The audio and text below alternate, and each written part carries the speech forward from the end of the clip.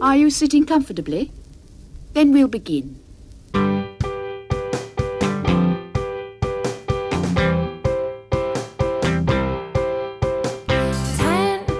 minutes left. Yeah, but there's still some time. It's not the final score. We need more than the numbers we're given. Show us you live and breathe the game. You're more than a name. That's what we came for. We can bring you more than the score.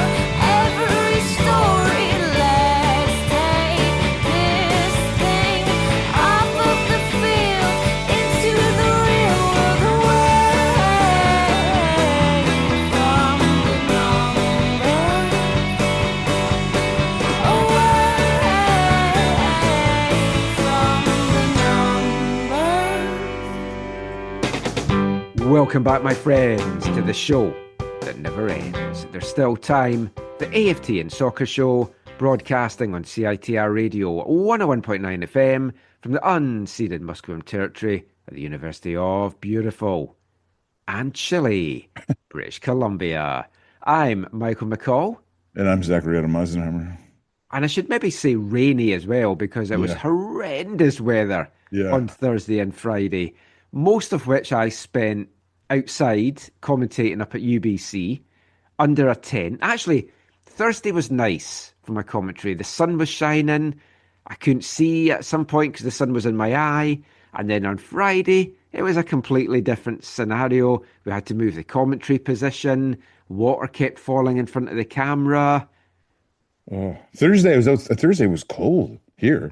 Thursday, like I went to a game at 3 o'clock, a high school game, and it was so cold.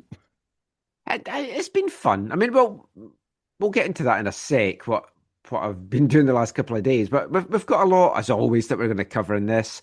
We'll be talking Whitecaps, advancing to the Western Conference semi-final for the third time in their history. We'll look back at that dramatic late win in Dallas.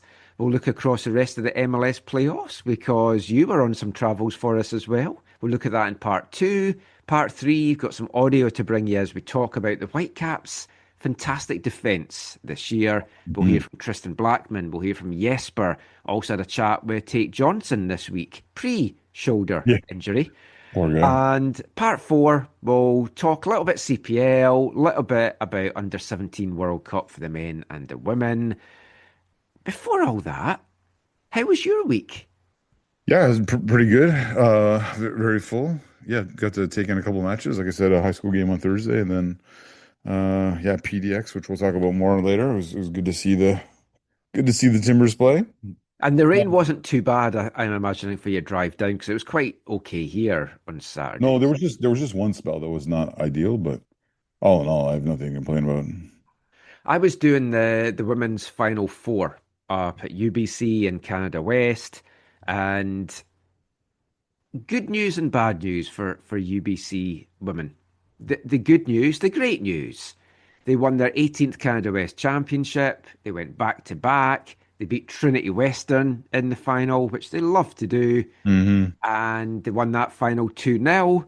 They finished the regular season 17 wins out of 17 games, extending their winning run, which dates back to 2023, to 40 matches. 40 wins in a row. But Crazy. the semi-final, 2-0 up, coasting, they gave up their only goal of the season. Defensive miscommunication. Defender left it for the keeper. Keeper left it for the defender. And the Canada West Player of the Year nipped in and headed home. UBC still won 2-1, but it's like, no, this was what I was hoping for. Undefeated and unscored upon. Wow. Still a tremendous achievement, though. I mean, it has to be said. They've been absolutely amazing this year. So many standout players. And I was having an interesting chat with a number of people that were there from various players, parents from the different universities and just other coaches and stuff. And the general consensus was why have Vancouver Rise ignored all this BC talent? Because UBC, Trinity Western, it's like so many players in both those teams that could go and play in the NSL. Yeah, something you've said a number of times on the show. Is that, though, partly because they're so focused on from within? Yeah. I mean, what I was told is if the player hasn't been part of the rec system, then they haven't been given a look. Yeah. Or unless they've played pro overseas and they're coming to Canada for the first time, or back to Canada. But the interesting thing is when you look at the NSL Team of the Year, there's 2 Whitecaps graduates on that team, but they both play in Toronto. Yeah. Not one Vancouver Rise player made that All-Star 11. Because the season's now come and gone, right? Was today the last day? Well, no, the playoffs. Not the playoffs, not the playoffs. It's the semi. Yeah, regular season's Yeah. done. Semi-finals, like the Rise actually play on Tuesday, which I can't get to because I'm flying out to Red Deer. But the first leg of their semi-finals at Swan Guard on Tuesday. So they could still win it, Yeah. but they haven't been recognised in the end of season honours. And when you look at the talent here, I just hope there's a slightly different approach next year. Because they came third of 6, right? Yeah. So they play Ottawa away in the first leg, then home in the second leg. So a 2-leg series like Canadian Championship. So we'll see how that goes. Toronto beat Montreal in the first leg of their first semi-final on Saturday.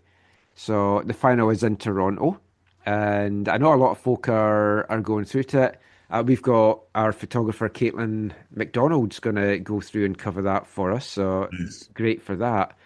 But yeah, it's just... It just annoys me. And I mean, I don't want to be hypocritical because I've criticised Vancouver FC for that in the CPL. And I've criticised the Whitecaps over the years as well for not having BC talent. So hopefully that does change. But UBC off to nationals, #1 seeds, looking to make it an unprecedented three-peat. No team has won 3 straight national titles in the history of university soccer.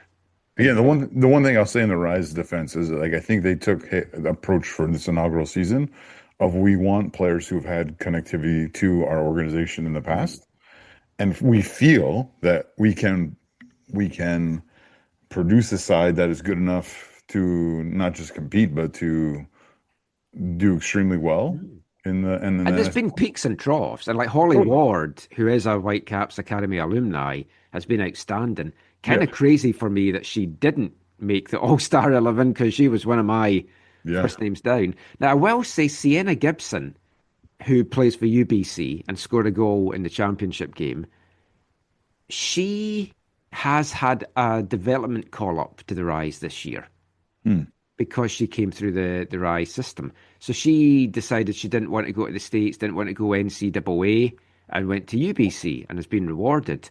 Interestingly, there's an English girl on the UBC team, Sophie Harrison, who, another fantastic player, Rookie of the Year. She came through the Arsenal Academy, had offers to go to the States, and she was like, yep, that's not an environment I want to be in. So I chose Canada, and she's thriving here. So hopefully someone like her might even get a look. What I wanted to add to that was the Rise chose a path. They've taken it. And in a few weeks, they'll see the final results of it. And then I think your criticism might have more validity to it, I think, in the future if they stay the course. Yes. I think. Yeah. And if they go out of the semi-final stage, some validity there. If they go on and win it, hey, what do I know? Yeah. But, I mean, we'd hope to have some Rise stuff in the build-up to the semi-final, but it's just been such a busy week. Plus, they only have 1 day of media availability. Other teams have 4 or 5, and it's been an interesting debut year. We'll maybe do a kind of, once the season rounds up, we'll kind of have an NSL overview, because we'll be looking at doing that in all our December shows anyway. So we'll definitely be doing NSL stuff, and we will have some audio to bring you then as well. But yeah, UBC's men's team finally are also going to nationals, but they lost their championship game to Mount Royal. They're actually quite poor in it. So they're going in the lower seeds they're number one in the country, but they're going to be the lower seed, so they're going to have a tougher way if they want to repeat. But we'll see how that goes. Both nationals next year are actually being held here in BC, the men's in Victoria and the women's here at UBC. So looking forward to that. That'll be nice for you. Let's try. Yeah. So it'll be good. The CCAA nationals are in Red Deer, and that's what I am going off to commentate on this coming week. VIU Mariners are the women's representatives for BC in that, so good luck to them. But enough of the college chat. I'm sure I'll have more to come in some future shows. Let's get into the meat and the potatoes of our podcast. Vancouver Whitecaps. There's nothing better than enjoying a good semi at the weekend. And the Whitecaps will have that in 3 weeks' time to look forward to. It wasn't a typical Whitecaps performance from this year. Now, in the post-game, I put it to Ralph Priso. Good teams find a way to win. Ralph agreed and said they do. And the Whitecaps are a good team. And it's hard to disagree with him. That was a big quote to take out the post-game stuff. Ralph, did you ask him about how much the lederhosen have helped him in terms of? No, but the last time I spoke to him, I did ask if he's been wearing it, and he's only worn it the once. So I mean, I just thought he'd be wearing it everywhere, but everywhere, all the time. Someone asked Thomas Müller recently, did you go and check out Oktoberfest? And he was like, if I want to do Oktoberfest. I won't be doing it here. Yeah. And I said, wait till he sees the German market at Christmas. Yeah. Yeah. I love my German Christmas markets. The one in Edinburgh is fantastic. The one here, not so much. I think the one in Edinburgh, as I've spoken about in the show before, I think is so fantastic because like many of the German markets, it's free to attend. Yeah. You're not paying to get into to begin with. Yeah. It's just to wander about and get the atmosphere and the songs and the hot drinks and the mulled wine. But if you're paying $5-10 to go in, it's like, Yeah. Yeah. It's never never a lot of ads this week for Holly Jolly Chilliwack. Is that a Christmas market in Chilliwack? I don't know. It's just Christmas in general in Chilliwack. It looks nice. I might take a little jaunt out. Let me know if you do. Yeah, we could all meet up and go to Chilliwack. I've lovely. only driven through it and driven back from Kamloops to find out most of the things they were closed when I'm trying to get food. At 10 o'clock at night, I'm like, why is the town shut down? I do believe it's got a really nice historic area, though. So I'd like to check that out in daylight and not just driving around going, there's not a person, there's not a shop, there's nothing. It's not a toilet. Anyway, let's not start talking toilets again. No Anisol in this game. I was disappointed. Oh, did you? I don't know if I was reading something. I think I was reading something about that, or maybe you and I were talking about, I can't remember, but the Dallas faithful were shocked that he was included, let alone not even getting on the pitch. Oh, I know what it was. I watched something actually. I watched a dude's review from a Dallas perspective. Oh, I know who you're talking about, and I haven't watched it yet. Like full-time thoughts. I can't remember. Yeah, what it was. It was like a dude in front of his house or something. Yeah, I've seen this guy before after the last couple of games. I don't know how he stumbled. I don't know, the algorithm put it in my feed or something. But he was going on about how he was utterly bemused by the fact that he was in the 18, let alone actually made it onto the pitch at the end of the game. And I think he felt he should have been sent off. I think. Yeah, in game one, he wasn't in the squad for this one. No. I was disappointed. I wanted to have more Anisol jokes. But this was a tough game. And it wasn't the game we saw 6 days ago. It wasn't the team that we saw either side from 6 days ago. Too many Whitecaps players seem to be off their game. But I also want to give Dallas credit because they were up for it. And they had to be. Their season was on the line. Yeah. As I went into stoppage time, I was thinking to myself, I wonder if they'll put Thomas Müller up and I can ask him if he feels Dallas might get some confidence from this result. But we didn't need to go down that road. I thought Dallas played well. They had the right approach. They came out strong. They took the game to the Whitecaps. They did what Eric Quill talked about wanting to do in game one, but they just couldn't execute it, which was they had success with the long balls, either through the middle or over the top, because the Whitecaps were playing a high line. Quill spoke about it at halftime as well. He's like, we need to do that more. They're playing so high. We need to get in behind them.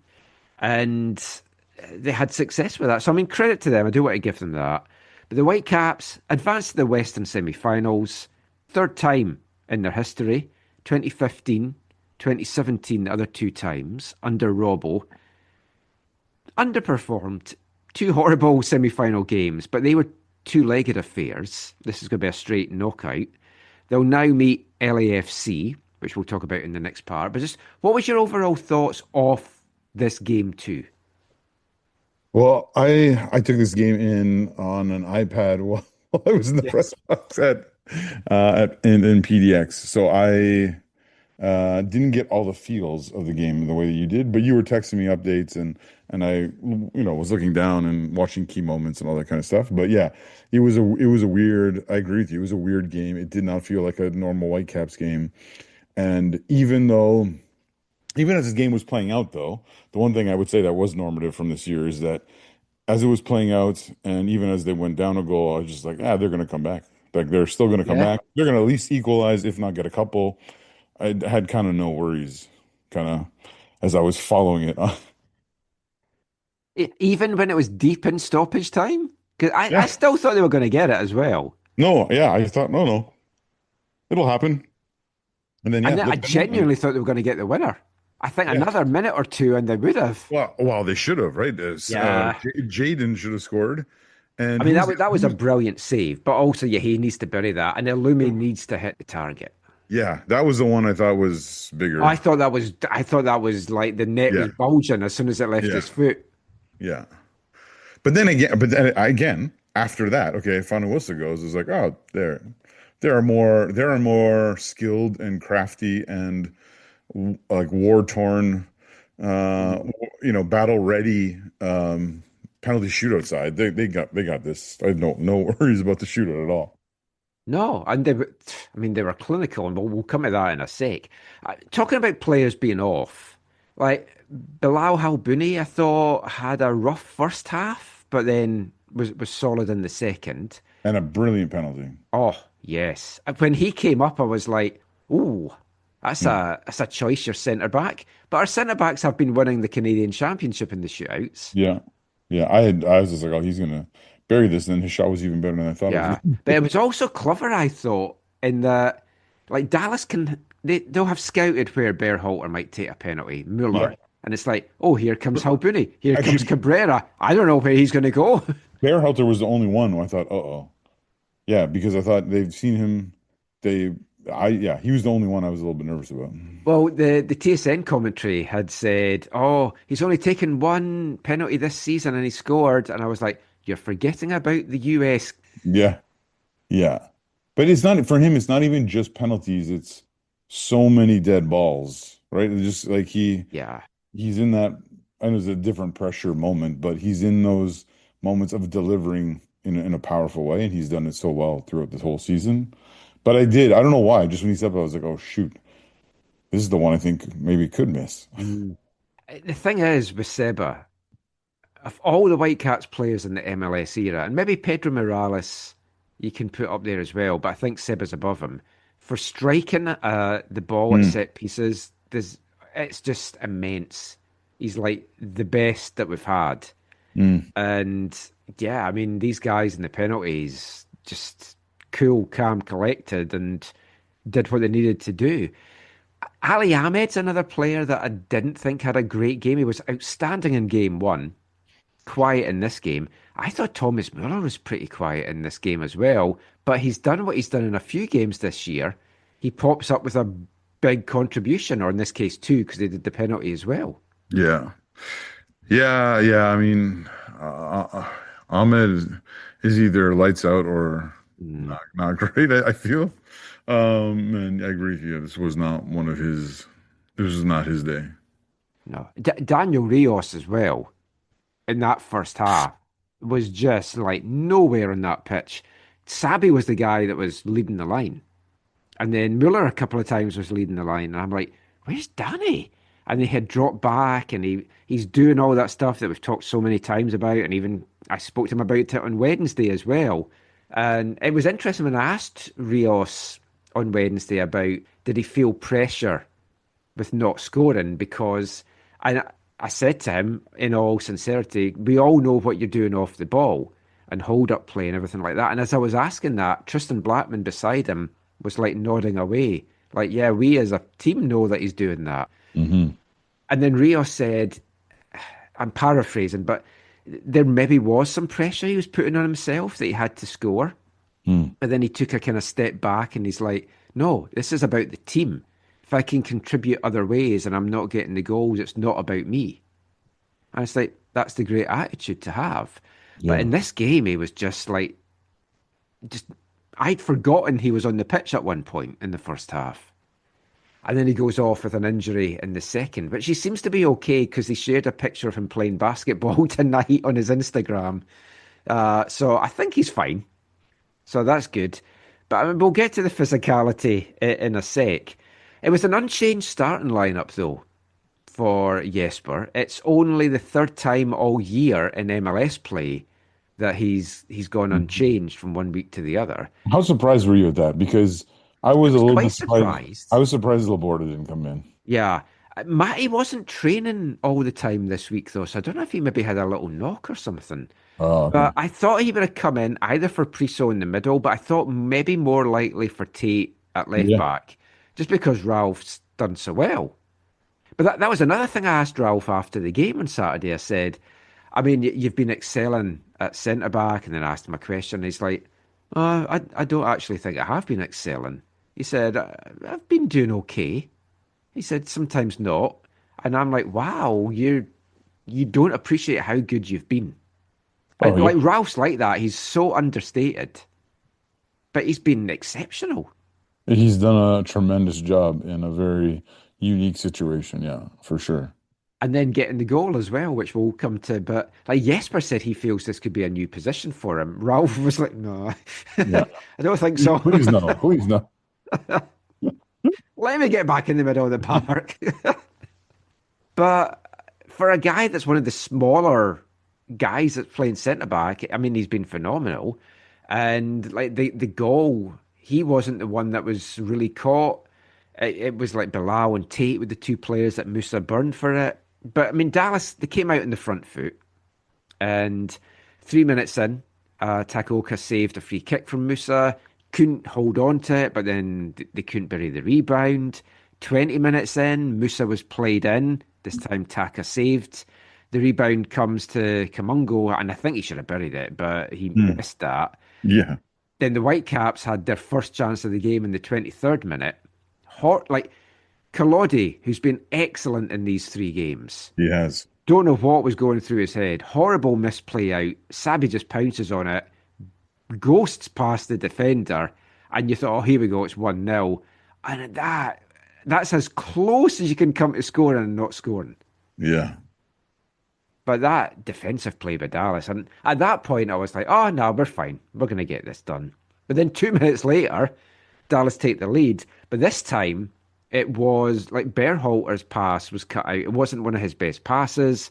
It was cut out. Ramiro Benetti, beautiful through ball, split the defence. It's Tate and Bilal Halbouni that's back.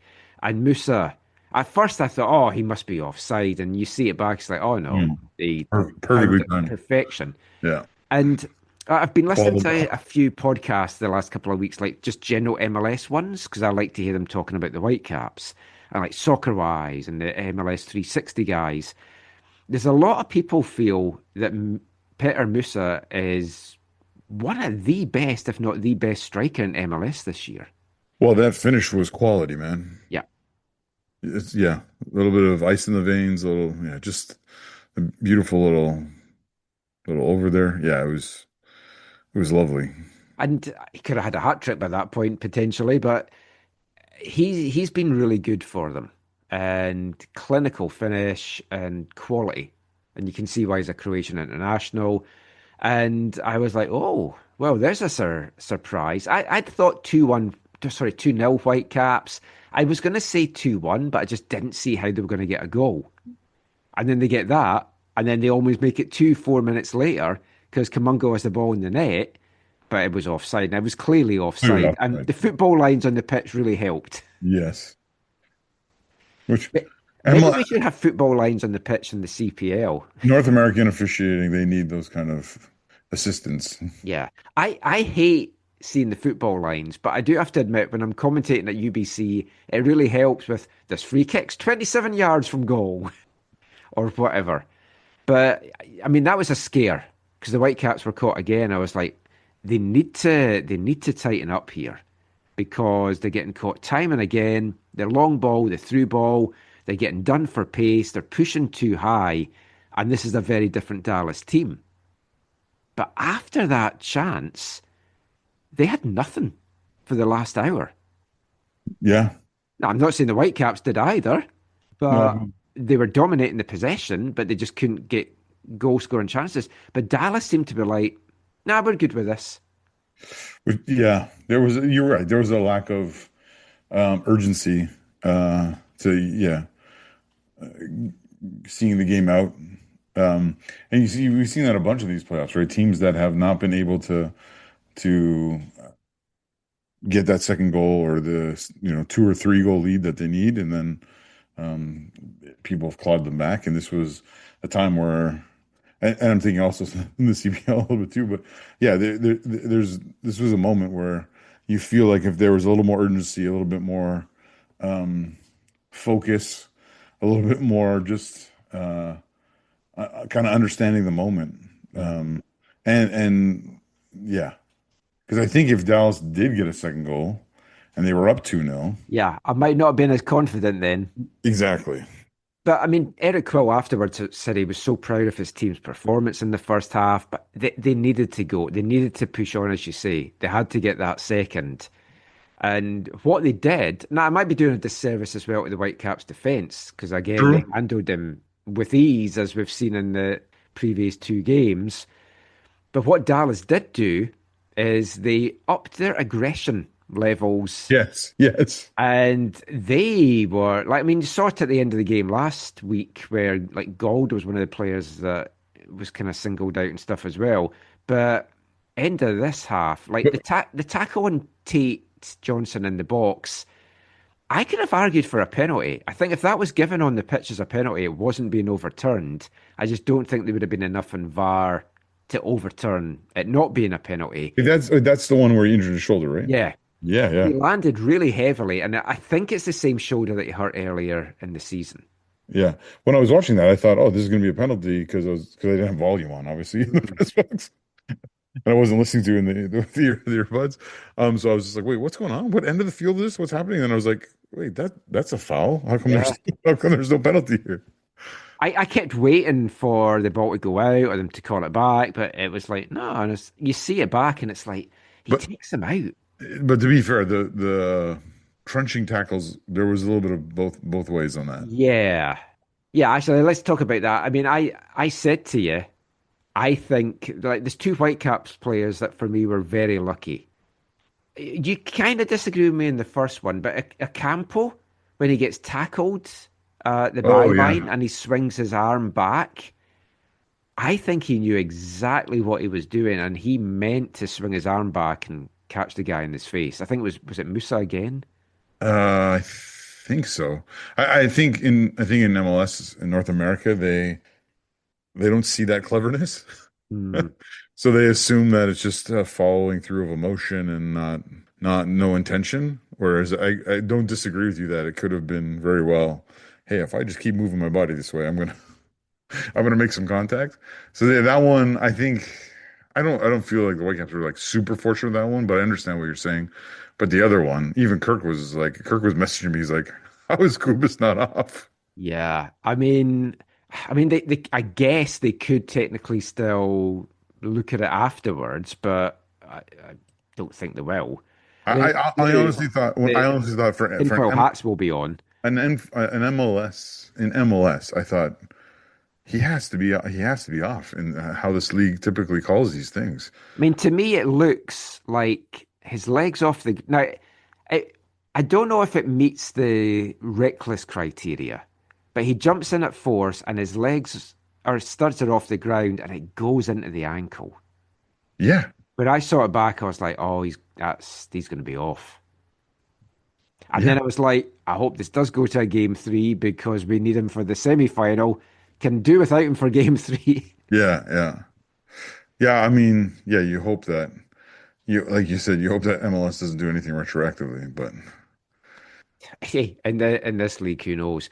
In the post game, Nathan Durek from the Terminal City podcast had asked some good questions about the fact that not just in this game, but like throughout the playoffs, it does feel that the referees have been told to give them a little bit more leeway, let them be a lot more physical and throw tackles in.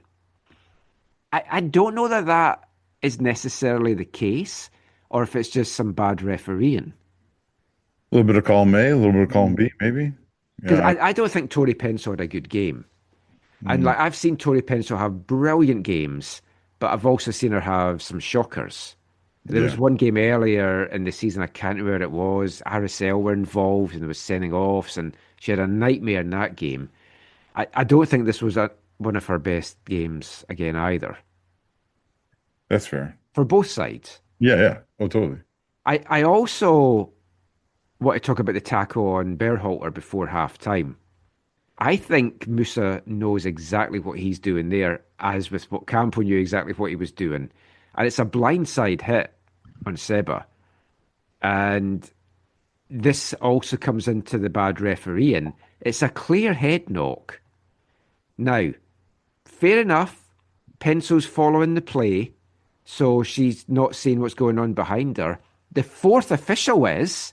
They've got headsets. Yeah, The fourth official should be like, there's a head knock on the field. It looks a bad one. You need to stop this.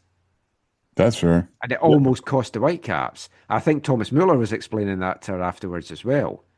But when you see the hit back, it's a nasty one. But he played the full 90 though, right? Like he stayed on the whole time. Yeah, he got up, He was showing. ran into the box, and then kind of collapsed face first in the box, and then Pencil just blows Oh, for half time. Because you might not have seen that on the feed that you were watching. And I was like, oh shit, that's not good. The fact as well that yeah, she's blown right for half time. yeah. Because that's one of the things they can get these head things to do is like run there, run back, and if he ran and fell down, ouch. So I And was like, presume- oh, he's not coming back for the second half. So then I was like, oh, this halftime subs. I was like, oh, Tate's off, must be shoulder. Kept waiting for the board to put Seba's number up, and it's like, oh, he's on the pitch. Tell you, man of steel. Yeah, It looked a really bad one. So hopefully, if there's anything shows up now in the next couple of days, they've got 3 weeks, so we don't have to worry too much about that. But I mean, second half, kind of a bit of a non-event. Sabi had a shot blocked. That was pretty much it. They brought Jaden Nelson on in the 84th minute, and right away I wrote in my notes, before he'd even stepped on the pitch, should have been on way sooner. And you saw the problems he caused in that last 6 minutes and then in stoppage time.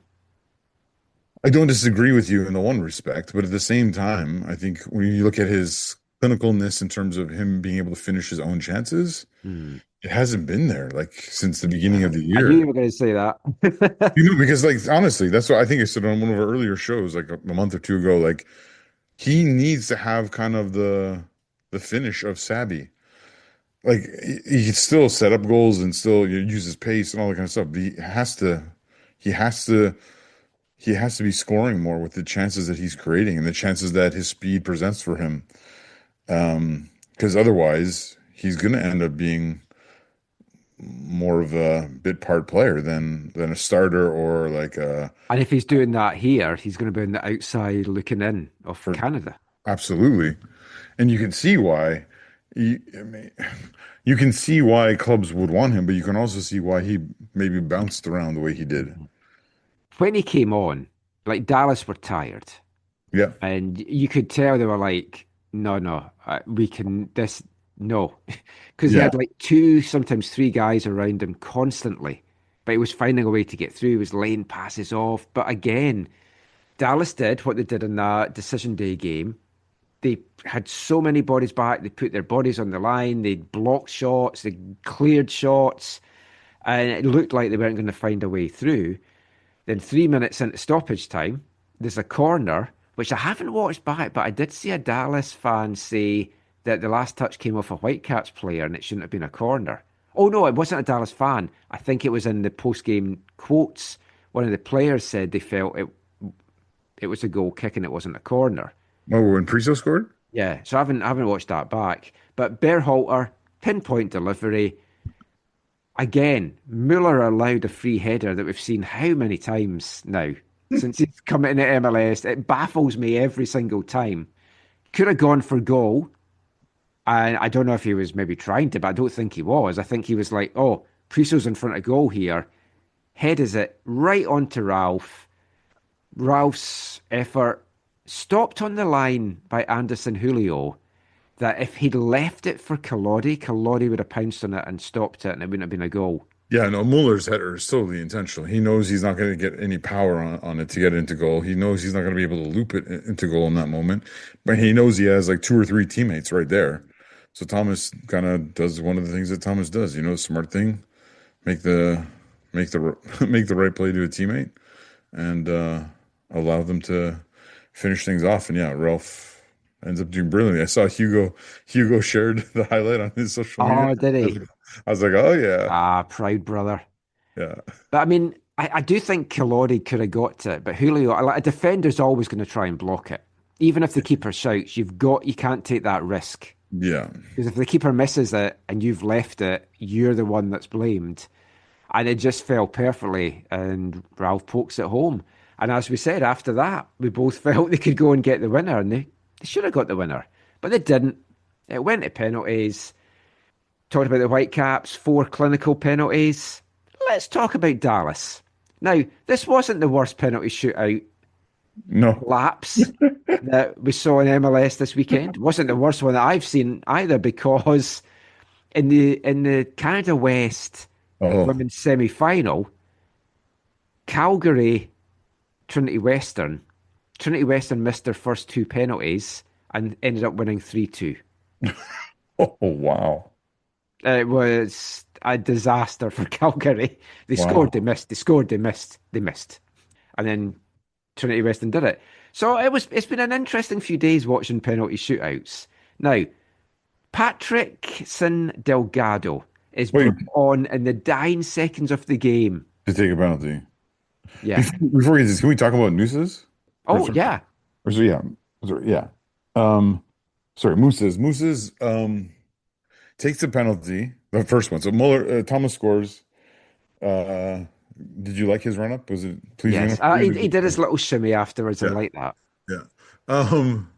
But Musa steps up and kind of puts it low to his left, the keeper's right.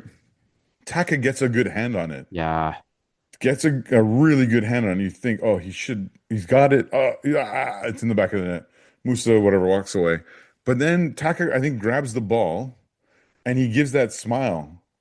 But not that it's the different smile than the, oh, I just screwed up. It was like this smile. And I can't remember if I was reading his lips or just imagining this in my head where he's like, okay, I see how this is going to go. Like, okay. Like, but it was like more like, it was like, not to tie into your comments, but I think it was confidence building for him. He's like, okay, I got there. I should have had it. I got this. Like, no next problem. One. Yeah. And well, he couldn't get close to the next one. yeah. No, but I just felt like he was like in a place you want your keeper to be in that moment. Yeah, you've got to be confident in that. I mean, I still don't know how that sneaked in. I guess it just had the power that just took it away from him, because he seemed to get, as you said, a really strong hand on it. But then Delgado, Taka also celebrates Delgado's like he saved it. Oh, all keepers do that. Delgado struck it well. If anything, too well.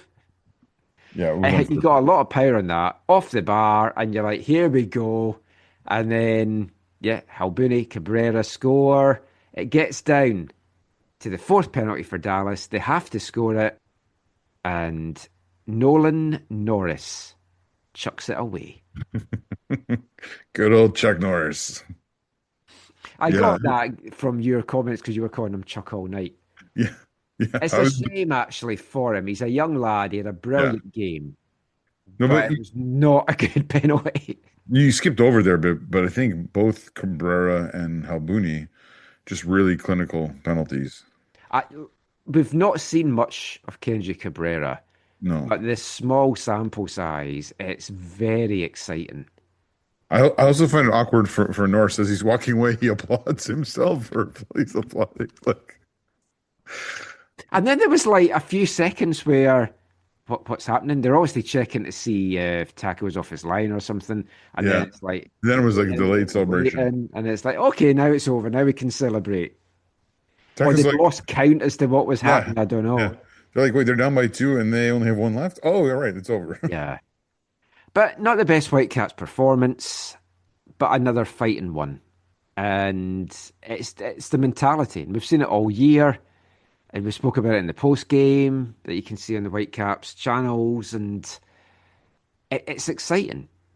But they will need to be better, especially defensively, in the semi-final. Because they've got 3 weeks off now. They can rest, they can recover. But they also need to try and keep their levels high. And that's my big concern for this. But it's going to be the same for LAFC. And we'll talk about them in the next part. But it's like, how do you keep at your peak? It's like, this is the part of the playoffs I hate. This huge gap in between the first round and the next round. Yeah. Oh, well. Yeah, I know we'll talk about that more later. But yeah, I want to ask you questions about, are there reinforcements? 3 weeks on the road, are any of these other guys? Oh, yeah, there will be. I mean, we can talk about that. Like Tristan Blackmon's definitely back for the semi. That's been the plan. Well, yeah. What about hamstring boy? Brian White, the hope is yes, but he's not at that level of training yet. Okay. But he has 3 weeks to get to that level of training. They've got 4 days off now to just kind of go and chill a bit. And I thought they might have given them the week off, but no, they're 4 days off, then they're back at training because they want to keep those levels high. Sunday's a travel day, then 4 days off. Yeah. Okay, cool. Although, no, actually, Sunday's one of the 4 days off. Oh, okay. That's too bad. Yeah. So I think they're back on Thursday. But it's like LA is going to have the same problem. There's the international break in between as well. We'll have players away. They'll have players away. We'll talk about that in the next part in a sec. But you haven't got any updates on Tate or Rios, have you? Well, Rios seems fine because he was playing basketball. Oh, right. Tate, right. They're not sure. Okay. Immediately after the game. The good thing is he didn't have a sling or anything on when they shared a picture from the plane. Right. Although, last thing, talking about planes, I don't know if you saw the video of Eddie Aracampo wearing an old scary white man's mask as he got on the plane to fly down to Dallas. It was so creepy. I mean, nothing's creepier than an old white guy with no hair. But you could not tell it was a Campo. He's like such a character. And I've spoken to various folk, like chatting to our good friend Marty, the kit guy, and it's like he just says he's such a character in the locker room. I just so wish he can do English interviews, hopefully next year, because it'd be fantastic. But yeah, LAFC are next, and it's been a fun, packed MLS playoff schedule this weekend. We'll look at that in the next part. But before that, let's hear our first song from our new album of the month. Hi, I'm Ralph Briso, and you're listening to the AFTN Soccer Show.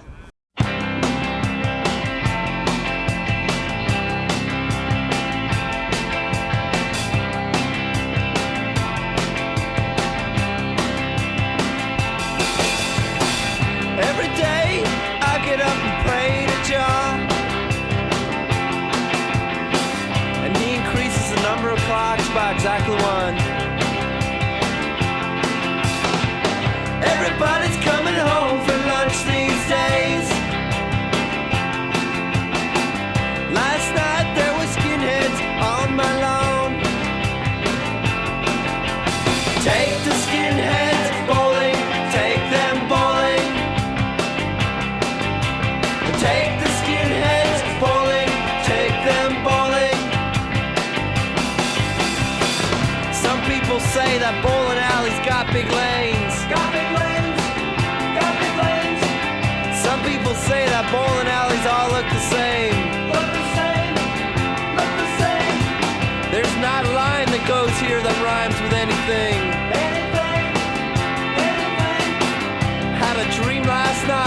forget what it was. What it was, what it was.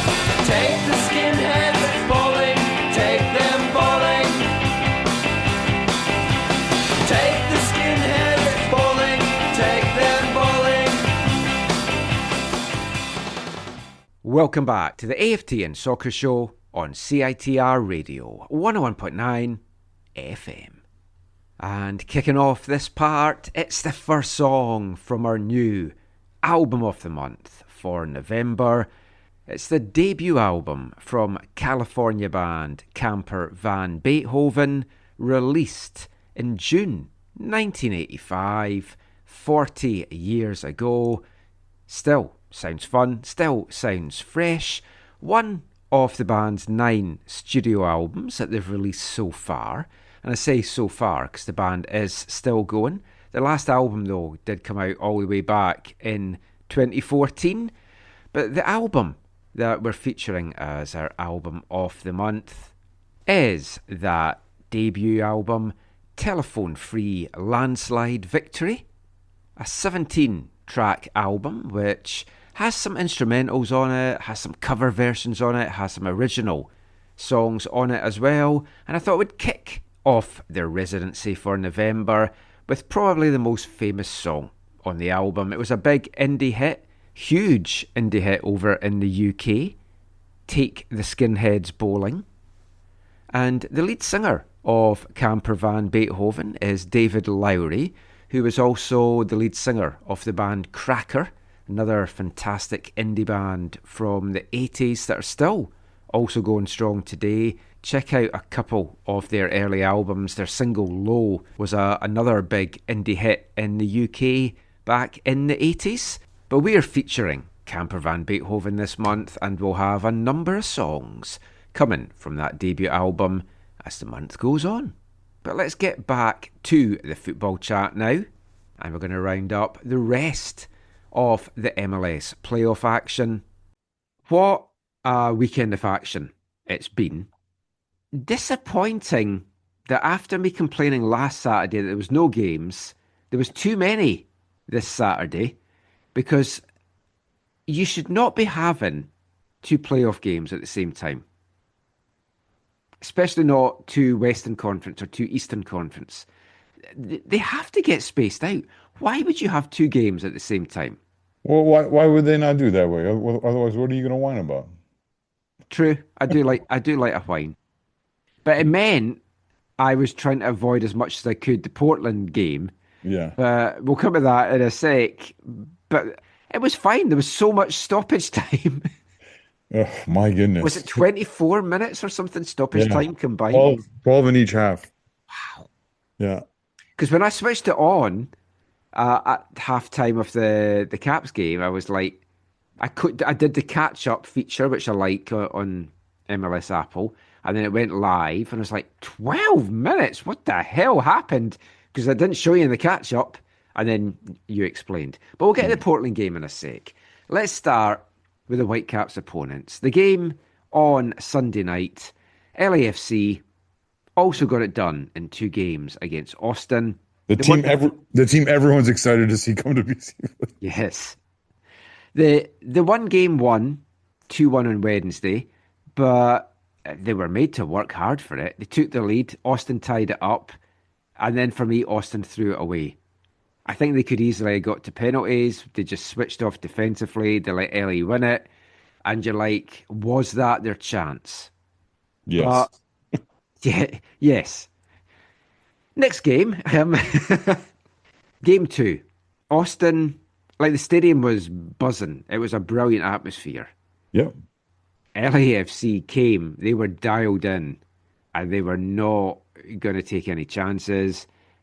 Son and Buanga, the danger pieces, had LAFC 2 goals up. I was like, that's game over. Austin gets thrown a lifeline. One of the worst penalties that you're going to see, including some of these horrible penalty shootouts. I mean, I have no idea what was going through his head as he took that. I think he's a fair point, though. Well, yeah, 2 things. One is the referee made him replace the ball, I think, 2 or 3 times, which is very distracting when you're trying to be totally focused on thinking penalty. Secondly, I think it's one where he's either trying to go almost essentially down the middle and hoping that, like, just a little bit to the one way and hoping the keeper goes the other way, or he's hoping he hits it hard enough that it goes under the keeper. Like the keeper's diving a little bit more mid to high, and it can go straight under him, and it looks really, really, really, really bad. But the Boanga's first goal is one of a number from this weekend in MLS playoffs of like just some kind of like dodgy keeping where a keeper gets caught out or makes a bad pass, or this in this case. Oh yeah, he flew out of his goal. I think he had to though because Boanga was in on him otherwise. No, But it then was you've got to. It was Son. Son was coming in on Oh him. yeah, sorry, yes, Son. Yeah, And then Son rounds him, and then yeah. You've got to bet on yourself that you can save that. You've got a better chance of saving it than rushing out. But I think You can't handle it. But then that's the thing though. I think he came out of his area. Yeah, he was out of his area, so Yeah. it's like you just need to stay and like see if you can save it because Yeah. you can't tackle, you can't use your hands, so it's always against you. Yeah. It was I've just a got to whole say, I different- watched those two goals, and in my head was, I could see them doing that to the Whitecaps. I could see the Whitecaps because like Yohei likes to come off his line. The second goal, it's like, I could see slightly switching off and letting Boanga get goal side of you, and then it's like end of it. So Well, the that's first- something they have to be very aware and switched on to. Yeah, the first one is a straight counterattack. And one of the challenging things about Son is that he's so clinical with both feet. So you can't assume, he's going to cut onto his right. Like he Yeah. step over, left foot, smash. Beautiful goal. And the second one is also basically a counterattack. And I don't know. I think you're the keeper. You don't come that far out. Like, yeah, it's a dodgy goal. It's a really dodgy goal, especially when in a game you have to win. I was mixing them up. I thought when the keeper came out, that was the first one, but that was the second one. That was the second one. Yeah, that was Boanga after. Yeah, that's what I was thinking it was. But I mean, Austin had the chance. LA go get their third, but then Austin get another penalty, and you're like, oh, maybe they're back in it. Then they have the ball in the net, inches offside. Could have been 3-2. Could have set up a dramatic ending. It didn't. LA get a fourth, finishes 4-1. They're through in two. And I think we've now got the matchup that MLS definitely wanted. At some point, Tim Ford probably wanted it. Well, I think Whitecaps, LAFC, conference semi-final, Tim Ford as referee and Alan Chapman as the VAR official is a brave choice by MLS. Just foreshadowing what we're going to see. Oh my goodness! But I mean, folk do want to see it. It's Müller v Son. The narrative's right itself. Because going into it, Har was like, "Oh no, I want this. I want all the storylines." And I was like, "I don't. I want an easy semi-final, and we get through to the final." But we've got all the storylines now, and there is all the storylines because it's like third year in a row, the Tim Ford incident, Vanny losing his shit, everything. Last year's heartbreak, Brian White's crucial miss in Game 3 that then got punished, and everyone wants to see it. Whitecaps tickets went on sale Sunday morning, 10 a.m. By mid-afternoon, they'd sold over 23,000, and it was announced that the upper bowl was opened. Somebody checked and sent me a message early evening on Sunday saying it looks like probably over 26,000 now. Then the sales just continued into Monday, going over 30. And I think by the time we're recording this, it's about mid 30,000. And it's just, the sales keep going. You check Ticketmaster. And when I checked earlier on Monday afternoon, not a single lower bowl ticket was coming up in the main sale. So, I mean, it's going to be a huge crowd. And they were sold before they knew 100% it was LAFC. Once the Sun confirmation came through around, what was it? I don't know, by 8 o'clock. I'm sure that there'll be an uptick. Yeah. Since then and into tomorrow. It'll be over 40. I'm very confident we're looking at mid to high 40s, maybe even ticking over 50. Yeah. I mean, my advice would be, if you want a ticket, especially in the lower bowl, get your ticket now. Don't sleep on this. It's going to be a good crowd. It's going to be a great atmosphere. You know there's going to be a lot of Koreans there to cheer on Yeah. Sun. And that's just going to add to the atmosphere. Did you see the one banner at the game today? I saw the one about it's Sunday. Yeah, it's Sunday because the game was on Sunday. And the Austin fans are like going, ooh, beside the person. But I mean, it's going to be a superb atmosphere. Yeah. Now, obviously, everyone wants to see the top players play. Actually, I don't. If Son was to pick up a little hamstring injury that rules him out of this, totally fine with that. But there is also the international break. Yeah. And LA's top two have some big trips ahead of them. Assuming Son goes with Korea, Korea's playing 2 home friendlies against Bolivia and Ghana. So that is the November 14th and November 18th. So, question for you, and I say this with no disrespect. I'm quoting you on this. Can sick note give him a sick? Maybe. I mean, maybe he does say, oh no, do you mind if I set this out? Although one of the games is a big celebration, 100th appearance and for someone. And Okay. I mean, I could see one of the Bolivian players going through him if we can get in touch with him and like maybe wire transfer some money to him. Nothing too serious, just makes him miss the semi-final. Denny Buanga has one massive, maybe 2 massive World Cup qualifiers coming up. He has a semi-final in Nigeria for Gabon. And if they win that, that's on November 13th. Win that, and they've got a final coming up on probably the 17th. And Gabon obviously need to win it. Nigeria need to win it. One of those teams is not going to the World Cup. Both those teams still might not go to the World Cup, depending on how things play out. But that is going to be a feisty game. And again, one little misplaced tackle, and who knows what could happen. Obviously, I don't wish bad karma harm in case anything happens to any of our guys, because we'll also have guys away. But that's the perils of this window and the playoffs being the way it is on either side of it. A lot can happen in these next 3 weeks, even at training. Yep. Now, we've talked about horrible penalties. Portland Timbers playoff dreams are still alive. Phil Neville's hopes of being back next year in Portland are still alive. After a very dramatic game at Piggy Park, it finished 2-2 after 90 minutes. Late drama, so the Timbers tie it up, a la Whitecaps. San Diego scored their first 2 penalties, missed their last 3. Portland won 3-2. Now, you went down to cover the game for us at AFTN because we were wanting to do some things with the Canadian guys, which, because of the drama of this game, we never quite got to do. But we're working to arrange that at a different time. Yeah. What a game for you to go down and take in for us. It was great. Another 15-hour day, mostly driving. But it was I haven't done it in a while, so it was.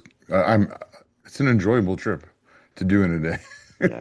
Thanks to Jill as well at Portland for making all this work for us as well. Jill, incredibly hospitable. The people in Portland, really hospitable. It was good to be back there and doing the AFTN media stuff there.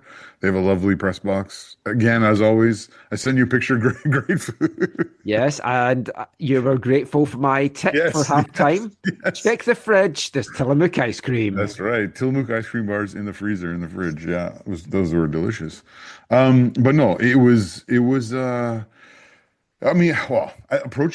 up to the stadium, I was just like, okay, San Diego was in the house. Because the media entrance is right at the supporter, the away supporter entrance.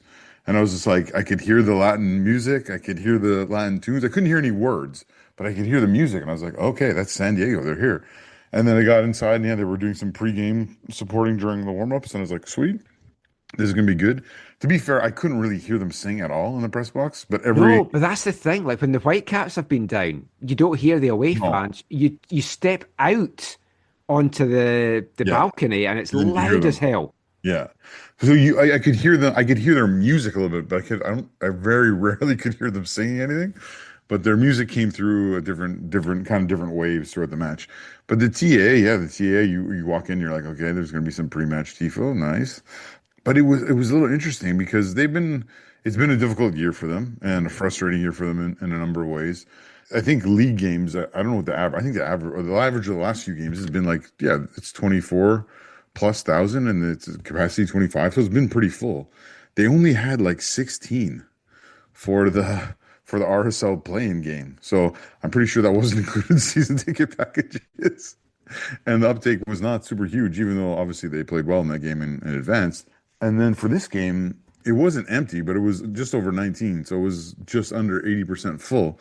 But even so, and even though the TA wasn't all the way filled to the very, very back on the upper part, it was a rocking good time. Like the pregame, like the vocal support from the Timbers, the tifo was nice.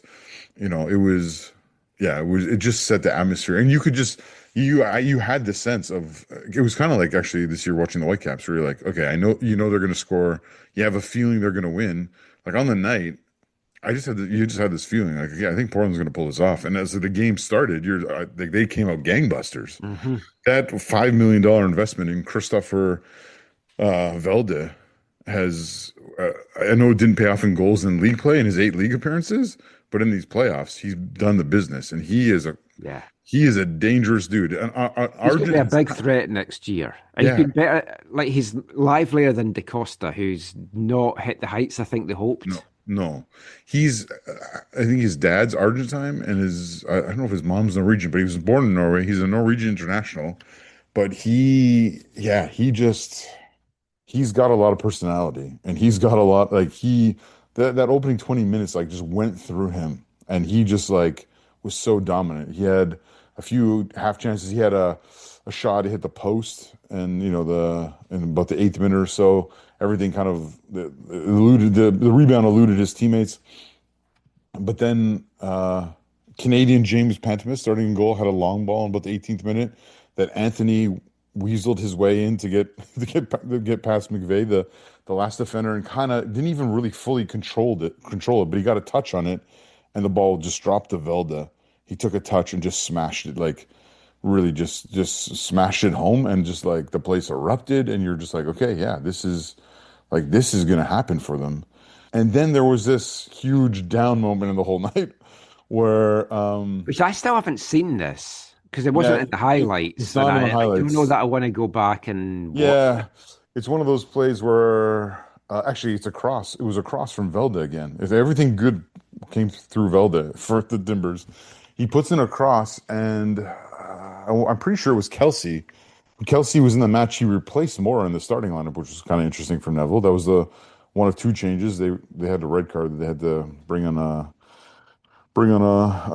new guy into the back. They brought in Zuparic into the back line, which he actually had a really solid game for them. Anyways, Velda played across his ball. Kelsey goes to win it, and as he's kicking it, the keeper's arriving to try and get a hand on it, and Kelsey essentially kicks the keeper in the head. I couldn't see how bad it was in the moment, but I knew it was bad when the rebound came out to what's the right back, Mascara? The ball comes out to him, and he kind of just quickly, first time, just try to get it towards goal because the keeper's kind of out of position, and I think it was kind of along the ground, and it hits the lifeless body of the keeper on the ground, and the keeper doesn't even move. And that's when I was like, oh shoot, like this is serious, like this is not good. And then they were like, calling everyone out right away, and they came out, they brought out the stretcher and stuff, and you're like, oh, this could be really, really bad. Why was it again then not blown immediately for the head? I assume Drew Fisher just didn't have the angle to see that part of it. But he's referee of the year. Two times. It was kind of this deep cross, like it was quite a distance. Anyways, so they get the people out there, and then DeSantos, the keeper for San Diego, after a few minutes, like he's up and sort of moving, and you're like, oh, okay, he's gonna be okay. Like, but you knew, like, yeah, he's done. Like he's but he didn't. I think he didn't want to go on the stretcher, so I think they ended up walking him off. But then he gets replaced, and it's like, okay, it's replaced. His name is is eluding me right now. But he came in, he's wearing one of the hats, and it's always just like, when someone comes in like that, and you're like, I don't know. I saw him in the warm up actually, but his first couple of touches, like his first touch, I think it was his first touch. He gets the ball and he holds on to it a little bit too long, and as he goes to clear it, I think it was Velda gets in front of it, and he blocks the clearance, and it just trickles by the post wide. Oh, And it was just like, oh, this could be a long, this could be a long night for this guy. I'm just checking his name. Cisniega. Yeah, that's probably why. In my notes, I have called him something. Oh, his first name's Pablo, so I called him Pablo all night. Yeah. But when Pablo S came in, Let's stick with Pablo. When Pablo came in, he, he felt a little bit dodgy, but he ended up being not horrible for them. But as the game goes on, as the half wears on, they just keep on creating like chance. I mean, it was kind of like that kind of quieted Portland a bit, kind of like deadened them a little bit. And it added these 12 minutes to the half, of course. But then at the end of the half, just out of nowhere, like sort of out of nowhere, San Diego just makes this huge fight back. And 57 minutes. Pellegrino brings them level. Simple build up from the right side, a couple of quick passes, a nice touch, and he just coolly finishes past James. And I felt for James, like he really had no chance.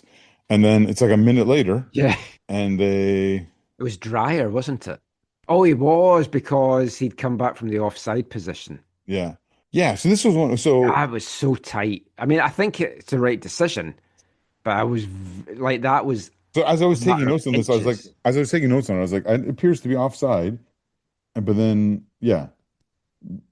Fisher and ultimately makes because they showed. I was surprised how many replays they showed on the screen. Oh, they do that down there. Like they did it in the Whitecaps playoff game last year The and other 5-0? games.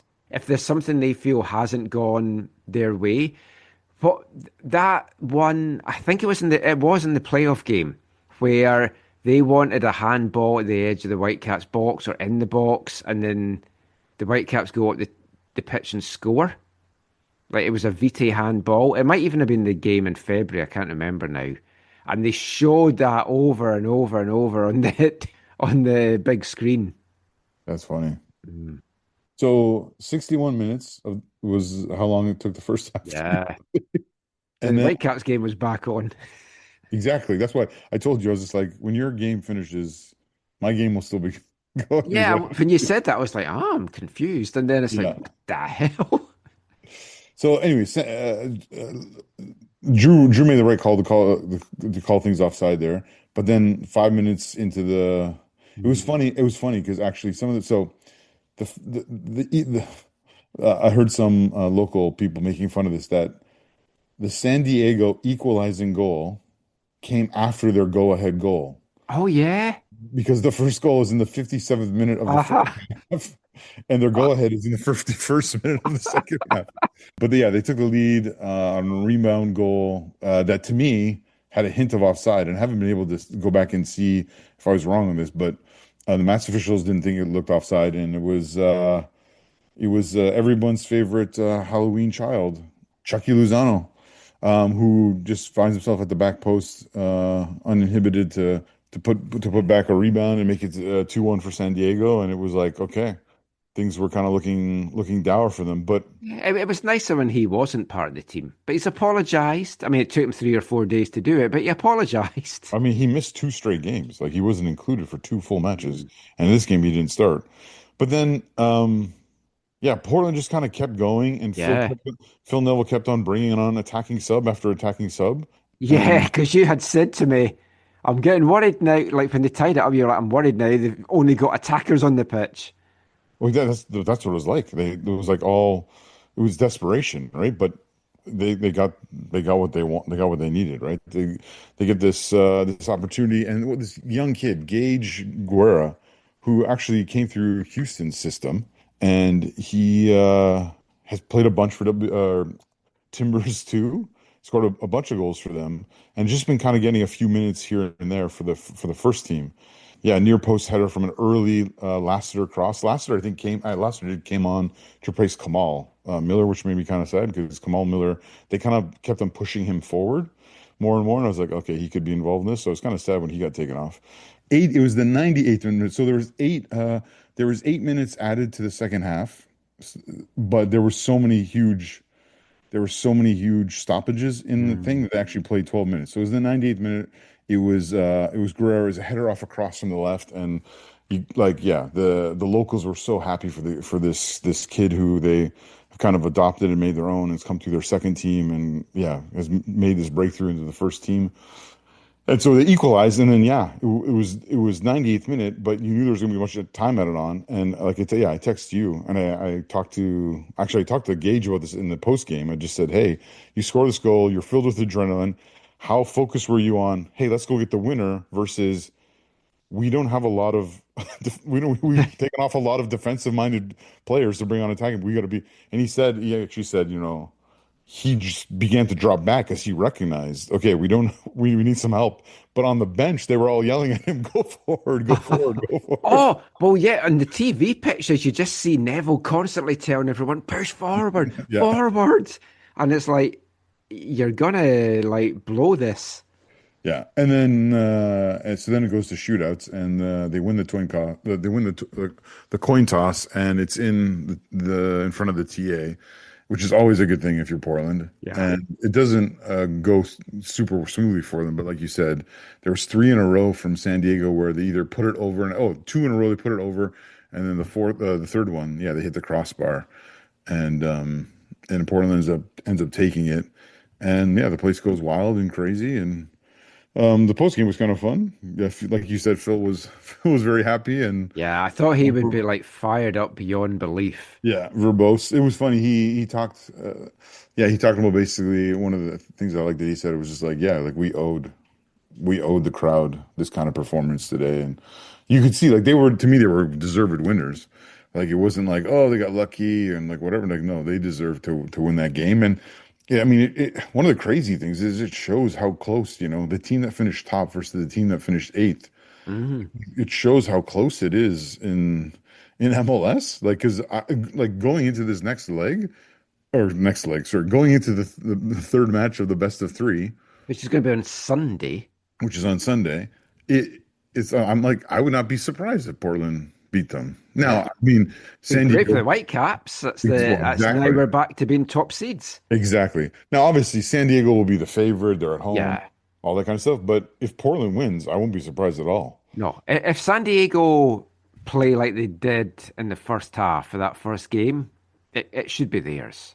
And for me, one of the biggest things about it was a couple of years ago when MLS changed the playoff format to include this best of 3, I thought they're numpties. I thought this is ridiculous. But now having seen it happen a few times, and this was I'm sure there's people listening to this, they'll probably immediately think of better examples of this. But this match was kind of like a perfect advert for what I think the MLS, competition committee was trying to get out of this, right? Because going to this best of 3 is it's a guarantee that all 8 teams in the playoffs, so 16 of your teams are going to have one home playoff match that you can guarantee everyone will be meaningful, right? Because in the old format, sometimes it was single elimination, so you wouldn't get the match, or it was home and away, and it was more in the traditional way, where it was aggregate scoring, away goals rule or not away goals rule, whatever. And so you would have a first leg where you had some horrible games. Oh, totally. You'd have a first leg where a team wins by 3 or more goals, and then how does the team in the second leg, how do they market that? Mm-hmm. Hey, come watch us try and claw back, right? Everything's like a scene from Star Wars, tell us we have a chance, right? Actually, I saw someone in the TA had the Jim Carrey 2-stick. So you're telling us we have a chance? It was really awesome. Hey, and they do. But no, this was a perfect example of that. Mm-hmm. They could tell their people, look, it doesn't matter we lost 2-1, doesn't matter whatever, all that's behind us other than the red card from that game. That game it's a clean slate. Let's go again. We win this and we're still in it. So come and support us. And I think as much as part of me still doesn't like it because it's not traditional, at least now I think I respect it and I can appreciate it in a deeper way. Yeah, The rationale of the league have gone the route. it has really grown on me. I was just thinking this as well for the weekend. It's like I prefer it to the two-legged home and away because you get teams as well as we did in the conference semi-final in Portland. You just go and sit back and you don't attack when it's there for the winning. But it can make for some horrible games. I do think they're looking to change something else because when we had the chat with the Apple vice president, he mentioned something. Don Garber's mentioned something. My hunch is we're going to have like group stages going forward, but that's just a hunch. Last thing on the Portland, that seems too many games, though, doesn't it? yeah, but they want more games. That's the thing. Last thing on the Portland game, did you see the little stramash at the end Yeah. with Godoy? Yes. I didn't see what happened, but right away I said I was sitting with a dude who was doing reporting. He was sort of a local dude doing reporting for San Diego, freelancing. And I was like, it's kicking off down there. It's kicking off. And yeah, I'm not surprised to hear you say it was Godoy. Yeah. Apparently, he was like challenging folk to go and have a fight in the car park. Classic. So that's going to be a tasty game 3. And I mean, we've got a few game 3s coming up that are going to be tasty. One more game in the West, game 2, taking place on Monday between Seattle and Minnesota. And that game is another one that is heading to a deciding game 3, 1 o'clock on Saturday afternoon. And this was a wild one. It finished Seattle 4, Minnesota 2 at Lumen Field on Monday night. And I think we saw the best and the worst of the Sounders in this one, and arguably Minnesota as well. Seattle, knowing that their season's on the line, came out strong, came out very strong, took the lead 8 minutes in, Obed Vargas. Jordan Morris made it 2-0 in the 21st minute. Danny Masovsky made it 3-0 in the 41st minute. And these were goals that were just tucked away at close range. It was poor defending from Minnesota, and you thought, it's game over. But then the game headed into stoppage time, and Minnesota pulled one back through Triantis in a minute after the stoppage time was given. 5 minutes into stoppage time, Robin Lode made it 3-2, and Minnesota almost made it 3-all.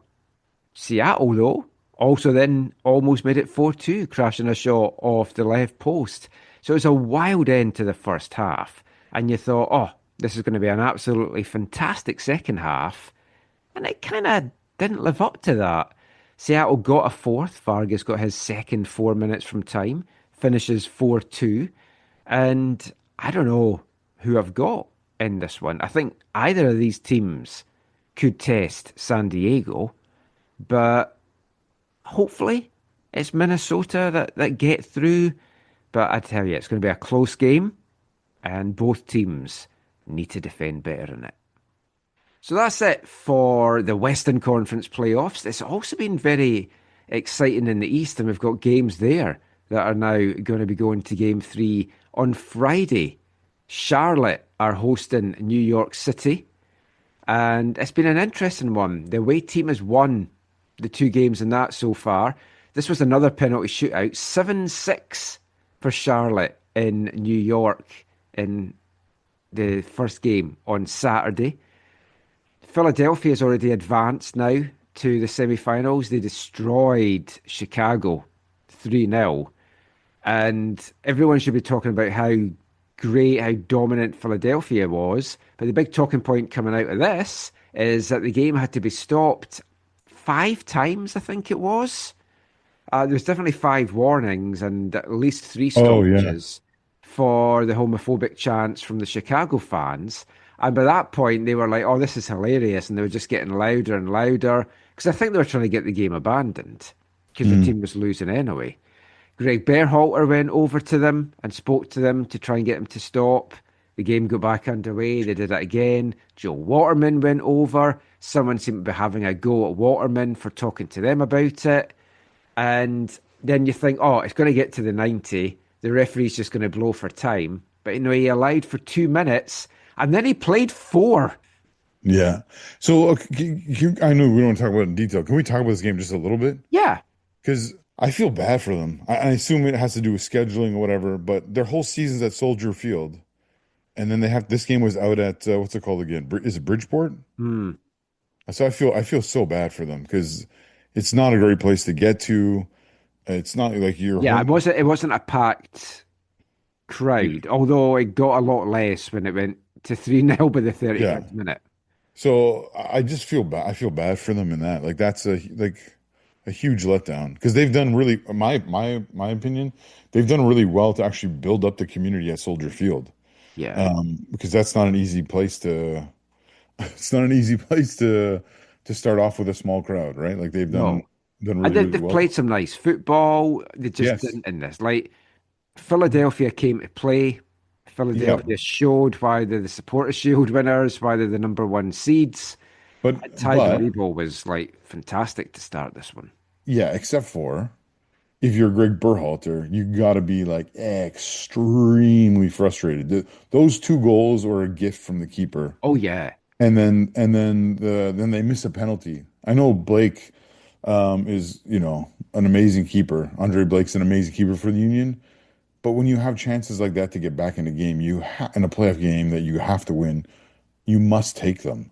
And so I think Berhalter on the whole will be proud of what he's done in Chicago so far, but hugely disappointed. It was a huge missed opportunity to at least take it to 3 games. Yeah, I thought they could upset them. I genuinely did. And they played so well in the first game and they just didn't turn up for this one. It's a sad end to the season, both on and off the pitch for them. And yeah, I think they can be strong next year. But they're obviously, the East is very strong. And you see that, like Nashville beating Miami 2-1. And this was the Nashville that we saw in the first half of their meeting in the league, but they just couldn't score. This time they did. But they should have had more goals than this. Well, yeah. Like Surridge from the spot 9 minutes in. For me, it's a clear penalty. I've seen folks saying that it's not. It's like, it's clearly. Yeah. One of the angles, it doesn't look like there's any contact, but when you see it from the back, it's clear contact. And then Bauer gets the second. And like Nashville were coasting. And then it was like holding on. It was like squeaky bum time. Messi ties it up in the 90th minute. And they're just like holding on. But they saw it out. And it's 2-1. And I fancy that they can go to what's going to be a nervous Miami and do the business. Yeah. Oh, totally. Like, yeah, I think that's going to be. Oh, one, obviously, you hope to get through. Because, again, that's one more team for the Whitecaps. Yeah. Doesn't hold the advantage for them in terms of hosting the final. So, yeah, you hope to get through, and then you hope to go and take out Philly. Or Charlotte go and do that first, which they could as well. Yes. Yeah, Zaha. Get on it, Zaha. Yeah. That game's also on, game 3 for that one's also on Saturday. Right. But the one thing from a Canadian standpoint is after his trip or fall or miss kick or whatever, Shafka dropped to the bench to start the game. Yeah. Yeah. I came on and did so. Not great, but not horrible. He was involved. He was causing issues. The full Miami histrionics and everything was on full display in this game. They're rolling about, being in the ref's ear, trying to get players sent off. It's horrible to watch. But then the Ohio Derby today, absolute blowout. Oh, yeah. Columbus 4, Cincinnati 0. Could have been more. Cincinnati went down to 10 men for a stupid second yellow. Although I think it was a straight red he ended up getting, but it would have been a second yellow if it wasn't for Kubo. It's a tackle I don't think he needed to make. But yeah, Columbus ran riot. Russell Rowe, who's kind of been a little bit out of favour, came on in the second half, did well, got an assist, got a goal. And I think Columbus can again go and do the Whitecaps a favour, go to Cincinnati on Saturday and pull that one out. Yeah, totally. So exciting playoffs. Really enjoyed it so far. It always helps that the Whitecaps are still in it because you've got a lot more involvement. But that's it for the playoff chat. It's not it for the Whitecaps chat. We're going to turn our attention to the solid defensive crew that the Whitecaps have been in 2025. We're going to hear from Defender of the Year, Tristan Blackmon. We're going to hear from Jesper Sorensen. And I'm going to sit down for a chat with Tate Johnson. And we'll be back with all of that after the first of two Britpop songs this episode. And this one is an iconic one. Hey, I'm Bilal Halbouni, and you're listening to the AFTN Soccer Show.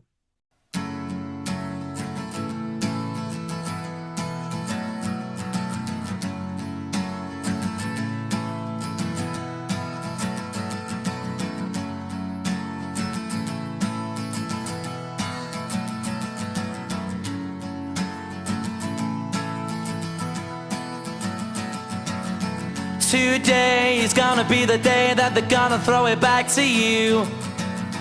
By now you should have somehow realized what you gotta do.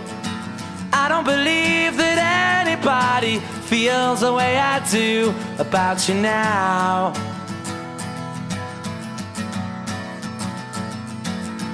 Backbeat, the word is on the street that the fire in your heart is out. I'm sure you've heard it all before, but you never really had a doubt. I don't believe that anybody feels the way I do about you now. And all the roads we have to walk are winding, and all the lights that lead us there are blinding. There are many things that I would like to say to you, but I don't know how. Because maybe you're gonna be the one that saves me. And after all, you're my wonderwall.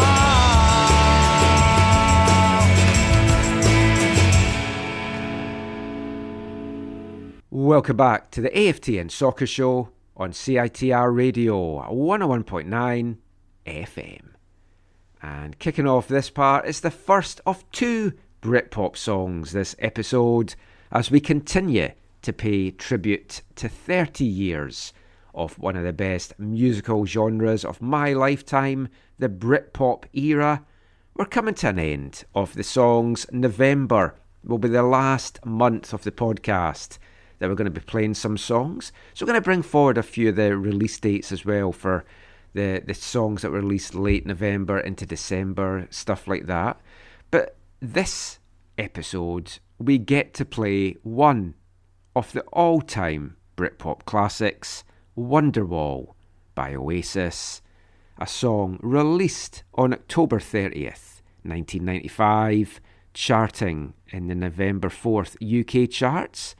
Crazily, for a song that is considered one of the iconic songs of the Britpop era, it never got to number one in the UK charts. It only peaked at number 2, was number 1 in the indie charts, was also number 1 in Canada's rock charts and the US alternative charts. In the main Canadian charts, it peaked at number 5, and in the US, it gave the band their only top 10 hit in the US Billboard Hot 100, peaking at number 8. And I think if you were to ask people to name songs from the Britpop era, Wonderwall by Oasis would be one of those songs. It's a song that very much still stands the test of time as well, and with a football connection, adopted by the Minnesota United fans. And even though they're a rival, I still get goosebumps at the end of the matches there, watching the fans singing the song in front of the players. It's just a great football chanting song, as so many songs of the Britpop era actually were. It was one of the things that really made so many of the songs popular or have some longevity. It was like pub rock, it was often referred to as well, because you could just go to gigs, just hear the song, put it on a jukebox and just sing along at the top of your voice, and Wonderwall was certainly one of those. And it's perhaps very fitting that we play Wonderwall at the start of this part of the show, because we're going to be talking about the Whitecaps' defence in this part, and it has been like a brick wall for so much of this season. A lot of the credit for the Whitecaps' success is always going to go to the attackers. Brian White's great goals, Thomas Müller coming in, doing what he's doing, the assists and the dangerous wing play from Emmanuel Sabi and Ali Ahmed and Jayden Nelson, and now Kenji Cabrera as well. The midfield dynamos of Andres Kubis and Sebastian Berhalter. So much of the attention goes their way, and rightly so. And sometimes, and it's not just with the Whitecaps, it's with this across all teams in football, and I'm very bad for this myself, the defensive side of the game maybe doesn't always get the attention that it deserves. I don't know that you can say that, though, about the Whitecaps this year, because the Whitecaps' defence has certainly been grabbing attention, getting the column inches, getting the awards and nominations as well, and understandably so, because the Whitecaps, in their 34-game MLS regular season, only gave up 38 goals. It was the best defensive record in the MLS West, and the second best defensive record across all of MLS, only getting beaten by Philadelphia, who gave up 35 goals to the Whitecaps' 38. Leading the way in those goals against was Japanese goalkeeper Yohei Takaoka. Led the league over the regular season with 13 clean sheets, adding another clean sheet in the first round of the playoffs against Dallas, 14 on the year so far in MLS play. You would have thought that would have got him MLS Goalkeeper of the Year, and he was nominated. He got into the top 3. Ultimately, though, finishing third when all the voting breakdown was released on Monday. 15.49% of the total vote for Yohei. Matt Freese at New York City, 17.32%, bafflingly to me. And Dane St. Clair from Minnesota United, 47.4% of the media vote, 18.5% of the player vote, 22.2% of the club vote, overall 29.4%.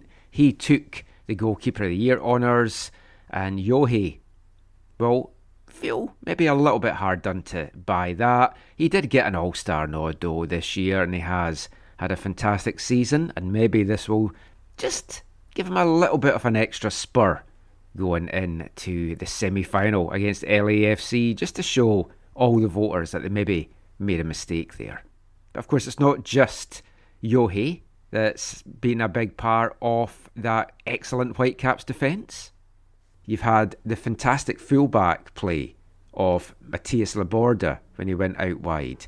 Eddie Aracampo, who's been an absolute fantastic addition to this team and seen so much of the best of him as this season has gone on, and very exciting as to what he might bring to this team in years to come as well. Tate Johnson, young rookie, coming in, doing the business, not getting bullied. You look at him, he's smaller, he's on the frailer side, and you think, oh, he's going to get bullied by some of the big, bustling centre forwards. Occasionally, yes, as many defenders can, but he has been fantastic. Another revelation there as well. Sam Adekugbe was having a great start to the year as well before he went down by injury. And then you've got the centre-backs. Ranko Veselinovic, Tristan Blackmon, an absolute rock in the middle of that Whitecaps defence for so much of the year before Ranko went down to injury that ended his season. Then you've got Tristan Blackmon going down, and you're like, is he going to be out for this season now? But the good news is Tristan is expected to be back to take on LAFC in the Western Conference semi-final on November 22nd. They've been managing him getting back. The target was always to bring him back for that semi-final, and he's looking stronger, going from strength to strength at training, and these 3 weeks off will really help with that. And of course, we touched on the last show about Tristan getting his Defender of the Year award. So we got a chance to chat with Tristan at Whitecaps training on Wednesday. Some of you might have seen the video on the Whitecaps social media channels, but for those of you that didn't or just want to revisit it, let's hear a little bit now from the 2025 MLS Defender of the Year, Tristan Blackmon.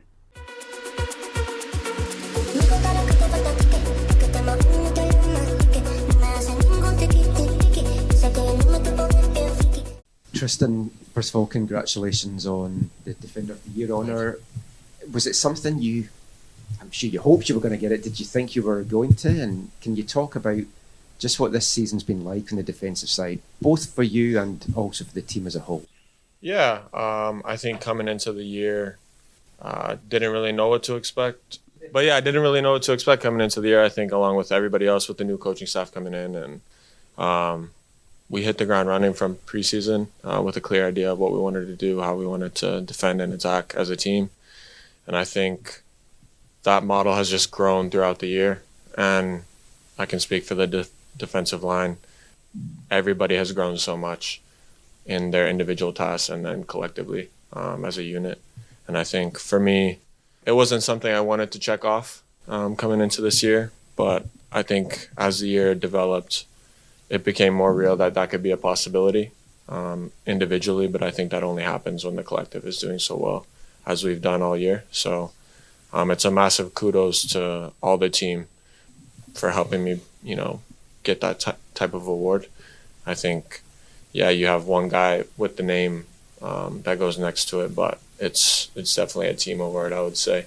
And definitely thankful for all the support from the guys this year, and it made me feel really confident going out there and playing my game. So, Tristan, when you suffered the injury, was there any point in your mind you thought, "Oh, damn, this is the last thing I need," and it could end your season? And how far down the road do you think you are to playing? I mean, obviously, we all think the perfect scenarios. You guys went on the weekend, you get 3 weeks off, and then you're ready to hit the ground running. But yeah, I think when it initially happened, I was nervous at first because I wasn't sure what was going on. I knew there was definitely something wrong with the knee.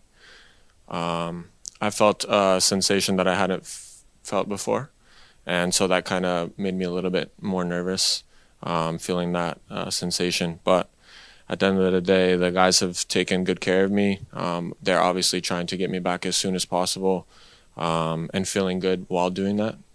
You can have setbacks and injuries and maybe come back and you feel a little bit, so they back off a little bit.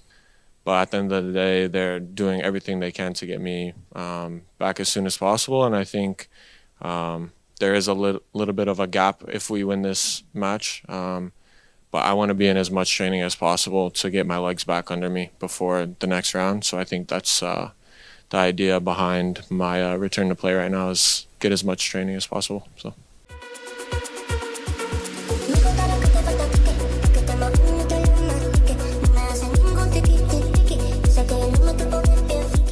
Tiki, Tristan Blackmon there. What a fantastic year he's had. A leader at the back, a great partnership with Ranko.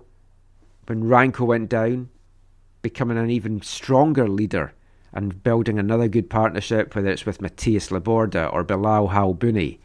He's just a player deservedly in the mix for Whitecaps Player of the Year as well. And it was nice to see him get that Defender of the Year nod.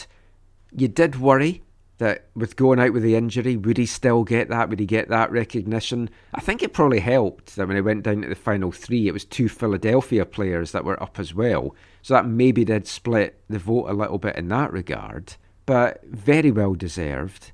Got the MLS All-Star nod this year. Got his first caps with the US senior national team.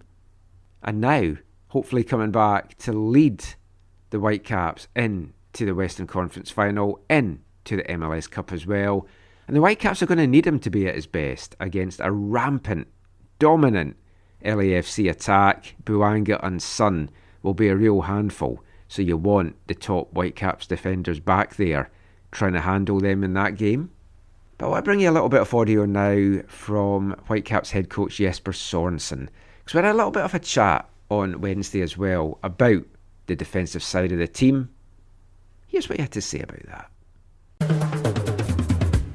Jesper, big news yesterday with Tristan being named MLS Defender of the Year. What have you seen from him this season that has made him so effective in his role? I think Tristan is a player who has, a variety of things that he can do well for a team, and I think that he has been for us, especially in the beginning of the season, also throughout our CONCACAF run. I think that he was really playing at a high level, and he can defend well. He can defend the backspace with his speed. He's strong in duels. He's strong in the box, in heading duels, in ground duels. He's very, very good taking the ball up. Can play breakthrough passes, and also attack the next line and go close and open up the opposition's pressure with playing through some lines inside as well. So I think that he has really played with a variety of skills that can maybe has also impressed some of the teams we played against, because I think it's a great award for him to win and for us to get as a team. It's coaches and it's media and it's players first and foremost who voted. So I think that also our opponents have recognized that he's been playing at a very high level. He's been in this league for a while now, but this has been a real standout campaign for him. What do you think it is about the system that you've brought in that has allowed him to succeed and step his game up another level? I think that, of course, that he's a matured as a player. That's one thing. Another thing is that he functions well within his teammates and the way we play. And then I think that the fact that he is maybe allowed to get more forward also with the ball helps him, because that's something that he's really good at. And also that he is able to cover the backspace very well and utilize his speed in that regard. And I don't know compared to last season, because when I saw the games of last season, when I started studying the team, my eyes really fell on Tristan, because I think that he looked to have a great potential, and maybe he's just matured a little bit more, and now become a noticeable player even more. Jesper, keeping on the defensive theme, it's been such a great campaign on the defensive side. I know it's always the attackers that get all the credit. The system that you've got, it's felt like one that no matter who comes in, you've had to switch out fullbacks, you've had to switch out centre-backs. Everyone seems to know their role. Was that something that you worked very hard on in pre-season, or has it just kind of developed as the season's gone on? We worked very hard on it throughout the pre-season, and of course also in season. And we still make mistakes and we still allow goals, but I think overall we have been very solid in the defensive work, and also having a great goal in Yohei this season have had a very good season as well. So I think it's we work on it every day, and it's been really fun to watch how many players who could fit into it. And also I think if we started out in preseason and thought that we would play our first playoff game with the backline we had the other day, I think that it might be a little bit difficult. But they've really done well, and everybody has been ready to pick up the challenge. We're right ahead of them, and I think it's full credit to the players, and also being ready mentally to try and take upon new challenges in the game. So yeah, it has worked out well. We would just like it to continue. You spoke about Tristan liking to get forward. Matty Laborda likes to get forward as well, and Eddie Eyre and everyone that seems to play in the back line. With that in mind, how key and crucial is Andres Kubis to that defensive success this year? I think we all know what a great player he is, but like on Sunday, for example, he was like one of the men of the match, but he doesn't get noticed as much sometimes in games like that. No, that's true. Andres is, of course, a very good player and has been throughout the season. And yeah, the midfield in general is allowing our defenders also to get forward, and also allows us to be more aggressive. because they put so much work into it, and Andres definitely has a big role to play there. He's been very, very good throughout the season, and I think it's not the player you always recognize for goals and assists and stuff, but he has a very important part to play. He often intercepts the ball or put the pressure on the opponents so they don't have time and space to play and sit us down. So I think, Andres also in the rest defense play, he's very, very good and taking a lot of pressure off our defense line as well. So just to kind of pick at something from what Michael said, like the aggression that you guys defend with. A lot of times defenders are almost kind of have that coached out of them, right, to be a bit more passive, to drop. Just how's that process been? How aggressive you defend, with Tristan as an example, because I know sometimes in the past that's something maybe he struggled with, knowing when to be that aggressive, but then also knowing where to drop off. Yeah, defensive play is not just about being aggressive all the time. You have to be able to handle the aggression. And for me, it's about the space. We have to control spaces around us, and if we can we can be more aggressive. We have to all the time we have to, for a defender to be allowed to be aggressive, we need to know that there's cover behind in certain angles, and that's what we work on every day. We would like to be a forward defending team that can push up and take away space in front of us. But in order to allow that, we need to protect the backspace, and I think we play a relational defensive play. We don't just play a man-man play or a situational play. We play relational, and we make mistakes, and I've done throughout the year. But I think players know that they have the security to be aggressive in certain moments when they have the cover around them, and the cover is right. And I think that's what allows the aggression, that we can be, for one player can be aggressive but knows when the cover is there, and then sometimes we have to drop off when there's not enough pressure on the ball. And it's all about protecting the most valuable spaces at all time, but also use the offside line is a helper for the defensive team. They can take away backspace by holding a line, so they can take away space in front of them. So I think that's also a thing that we've done well. I think the other day we had a couple of 3 or 4 where we pushed forward and they were offside. So it's really a balance, because sometimes we don't have pressure on ball, then we have to drop, and it's not just being aggressive for being aggressive. It's being aggressive in the moments where we can allow it, and I think we have so far found a decent balance, but we're not perfect. He's the gaffer. You can't try it on with him. He's the gaffer. Even when he's on a limb. He's the gaffer.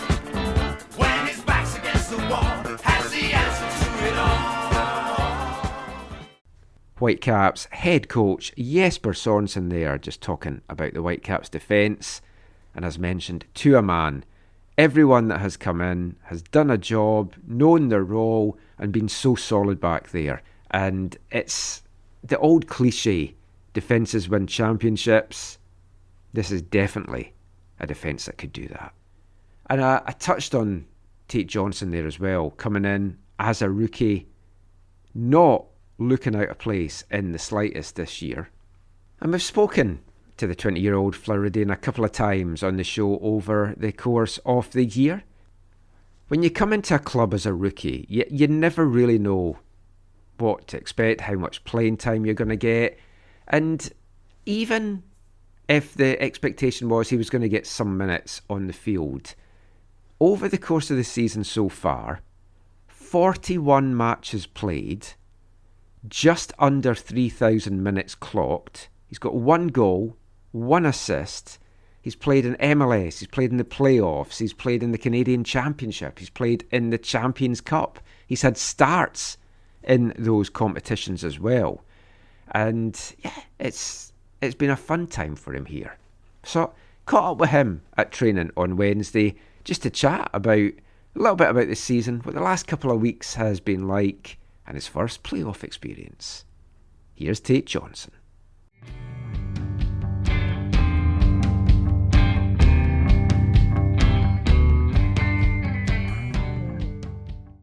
your first playoff experience on Sunday. How did you find that whole game, the atmosphere, the flags, everything that went with that? Yeah, it was great. It's awesome to see, the fans showing out. You can just tell it's a little bit different with the playoff atmosphere. It was cool they got to open up the upper bowl. And yeah, the fans were great, super loud. I think the flags were awesome. The boys really enjoyed it, and looking forward to heading to Dallas and finishing the job.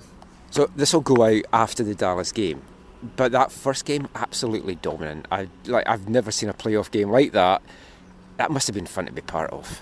Yeah, super fun. I think we were confident going into it. Obviously, coming off of a loss versus Dallas the game before, but yeah, I think we were able to do what we wanted to do, and I think the fans were really important and help push us to such a strong win at home. Hopefully, there's about another month of the season to go, maybe longer. Actually, I guess 5-6 weeks if we're going all the way. We'll talk probably at the end of the season, I'm sure, as well. But how have you looked at this year so far for you? Yeah, I haven't really had time to sit down and reflect yet. Obviously, we're still pushing, still playing games. So, just trying to, focus on week to week right now. But, I think super proud so far of what we've done. But, trying to, maintain focus and just know that we still have a lot more to accomplish. The competition on the team's huge, and you see it on the pitch as well. Like, you see Thomas Müller's like almost a coach on the pitch at times and encouraging everyone. The defence has obviously had a great year. Tristan's had Defender of the Year. You must take a lot of pride when one of your team members on the back line gets that kind of recognition. 100%. He's earned it. He's been great all year for us. So super happy for him to be able to win that award. I think we all are super happy for him, and it's something that he's been working for and a goal of his. So yeah, just happy for him. Last thing, you've been getting out and about a lot, so on your Instagram you're at the Canucks game last night. Are you enjoying the sport and vibe in the city right now? Yeah, it's super fun. Obviously having a hockey team here with the Canucks, it's been fun, and then I know the BC Lions were here and they're playing, and yeah, obviously the NBA game came in town. We went to that, so yeah, we've had a good time being able to hang with the guys and get out and do fun stuff like that. So it's been a really good experience. You starting to feel a little bit Canadian? I don't know Canadian, but definitely starting to feel like this is home, and I feel like I've been welcomed in here, and just really grateful to be here.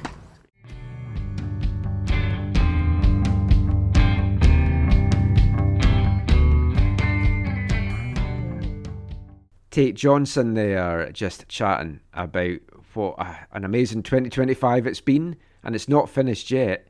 A lot more hopefully to come for Tate before this year is out.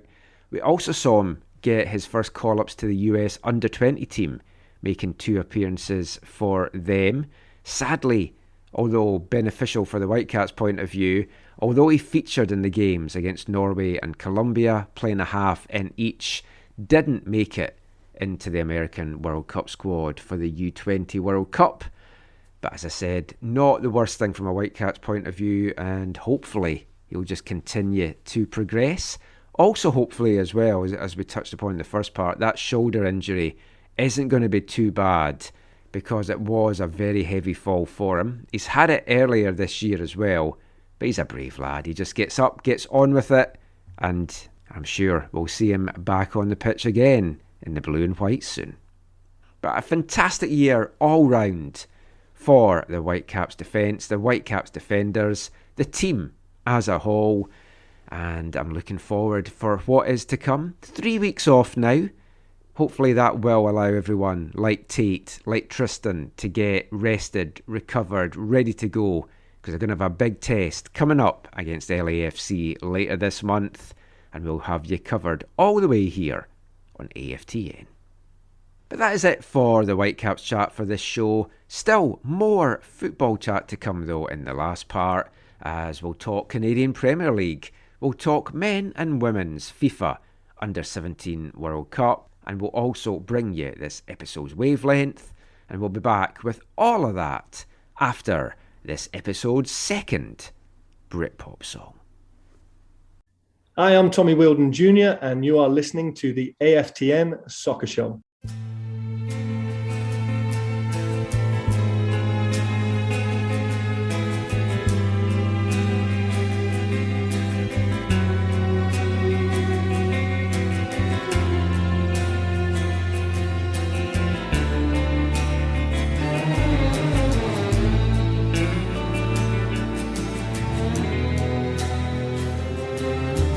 take the time to make some sense of what you want to say, and cast your words away upon the waves, and sail them home with acquiesce on a ship of hope today. And as they land upon the shore, tell them not to fear no more. Say it loud and sing it proud today. And then dance if you wanna dance. Please, brother, take a chance. You know they're gonna go which way they wanna go. We know is that we don't know how it's gonna be. Please, brother, let it be. Life on the other hand won't make us understand. We're all part of a master plan.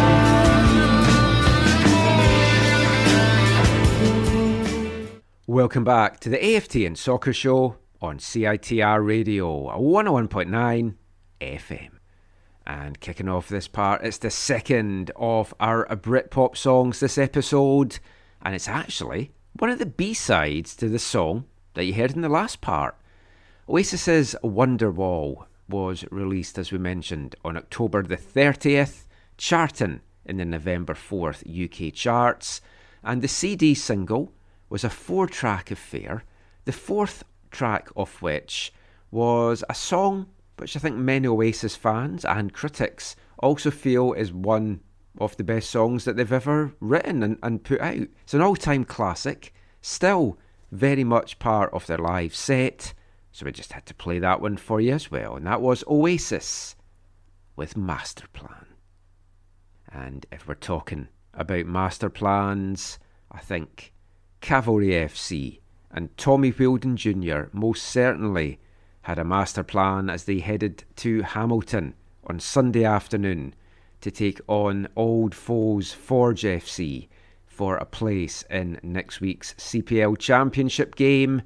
It was executed to perfection as Cavalry now march on to take on Atletico Ottawa next Sunday for a chance to defend the North Star Cup that they won for the first time last year.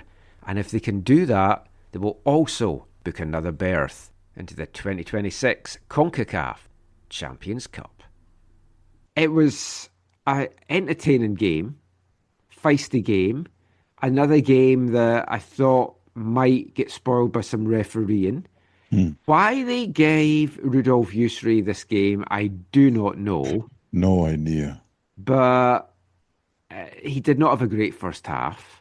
No. I don't think the second half there was as many big issues, but I was like, please don't let this be a story about the referees again. Cavalry did what they needed to do, got the job done, and are now going on to meet Ottawa next Sunday. And for the first time ever, Forge will not be contesting the North Star Cup. Yeah, it feels crazy, doesn't it? I mean, they were in it right to the end. It was 1-0 in the end for the Cavs, and Forge were pushing. And we were texting, I felt that because they'd taken off some of their key attacking pieces to see the game out, this could come back to bite Cavalry, but it ended up not. And it was just Toby Warshevsky, the decisive goal in the second half, took it so well. But yeah, I mean, it is crazy. The season that Forge has had, they win the regular season, that unbeaten run, and now out. I mean, they still did win the league, right? Yeah. Oh, yeah. As much as it's like a tragic thing for them, they have clearly, Forge, for me, have been by far and away the best team. But with this format, you're always going into this game knowing that anything can happen. And Cavalry's got strong as the season's come to an end. And I think they can go to Ottawa next Sunday and defend their title, win that, get into the Champions Cup as well. And I think there's going to be a lot of folk around the CPL that if they do, I know Tommy's not everyone's most favourite person, but put him up against Diego Mejia, and I think everyone's on the Tommy and the Cavalry bandwagon. I concur. Yeah. Absolutely. Yeah. We'll see how that goes. 2 o'clock Pacific time next Sunday. I think I'll be back from Red Deer in time to watch that live, so I'm looking forward to it. Go get it done, Cavs. So that's it for the club football chat. We're going to round off the podcast with a little bit of chat about the international stage, the Under-17 World Cup stage to be exact. Canada's men's and women's team qualified for this year's tournaments, both now getting played on an annual basis. The women over in Morocco for the next 5 years, and the men are going to be playing for the next 5 years in Qatar. And the men's 2025 Under-17 World Cup kicks off on Monday. By the time this podcast drops, some of the first games will already have been played. And it's an expanded tournament now, because of course it is. FIFA would say to grow the game, but I think you can look at other aspects of it as well. But it's now a 48-team Under-17 World Cup, 12 groups of 4. The top 2 in each group will advance to the round of 32, alongside the best 8 third-place teams. And it would be a big surprise, and let's be honest, a big disappointment if Canada weren't to get out of the group stages. The Canadian lads kick off their campaign on Wednesday. They're in Group K, alongside France, who they'll play on Saturday, Chile, who they'll play in their final group game on Tuesday, November 11th, and Uganda, who they kick things off against on Wednesday this week. 7:45am Pacific time kickoff for that one. Canada's 21-man squad features 3 Vancouver Whitecaps on it. Sahil Dale from Port Coquitlam, Yuma Suji from Vancouver, and congratulations to the 17-year-old who signed his first pro deal on Monday with Whitecaps 2 for MLS Next Pro next season, signed until 2027. And Johnny Selimani from Edmonton. Selimani, of course, has already made his MLS debut as a WFC2 call-up. Came to the Whitecaps with Ryan Illumi. The two of them are best buds and definitely a player to watch. So looking forward to seeing all 3 of them and the rest of the squad in action in this tournament. And the squad is going to be led by head coach Mike Vitulano, who has been part of the Canada team staff at the Under-17 World Cups in Brazil in 2019 and Indonesia in 2023, back when the tournament was every 4 years.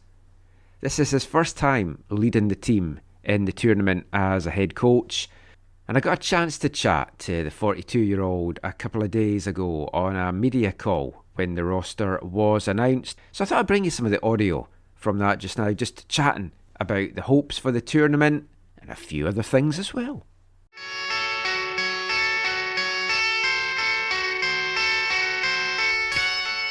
So Mike, you've named a very strong squad. What are your overall impressions on the team?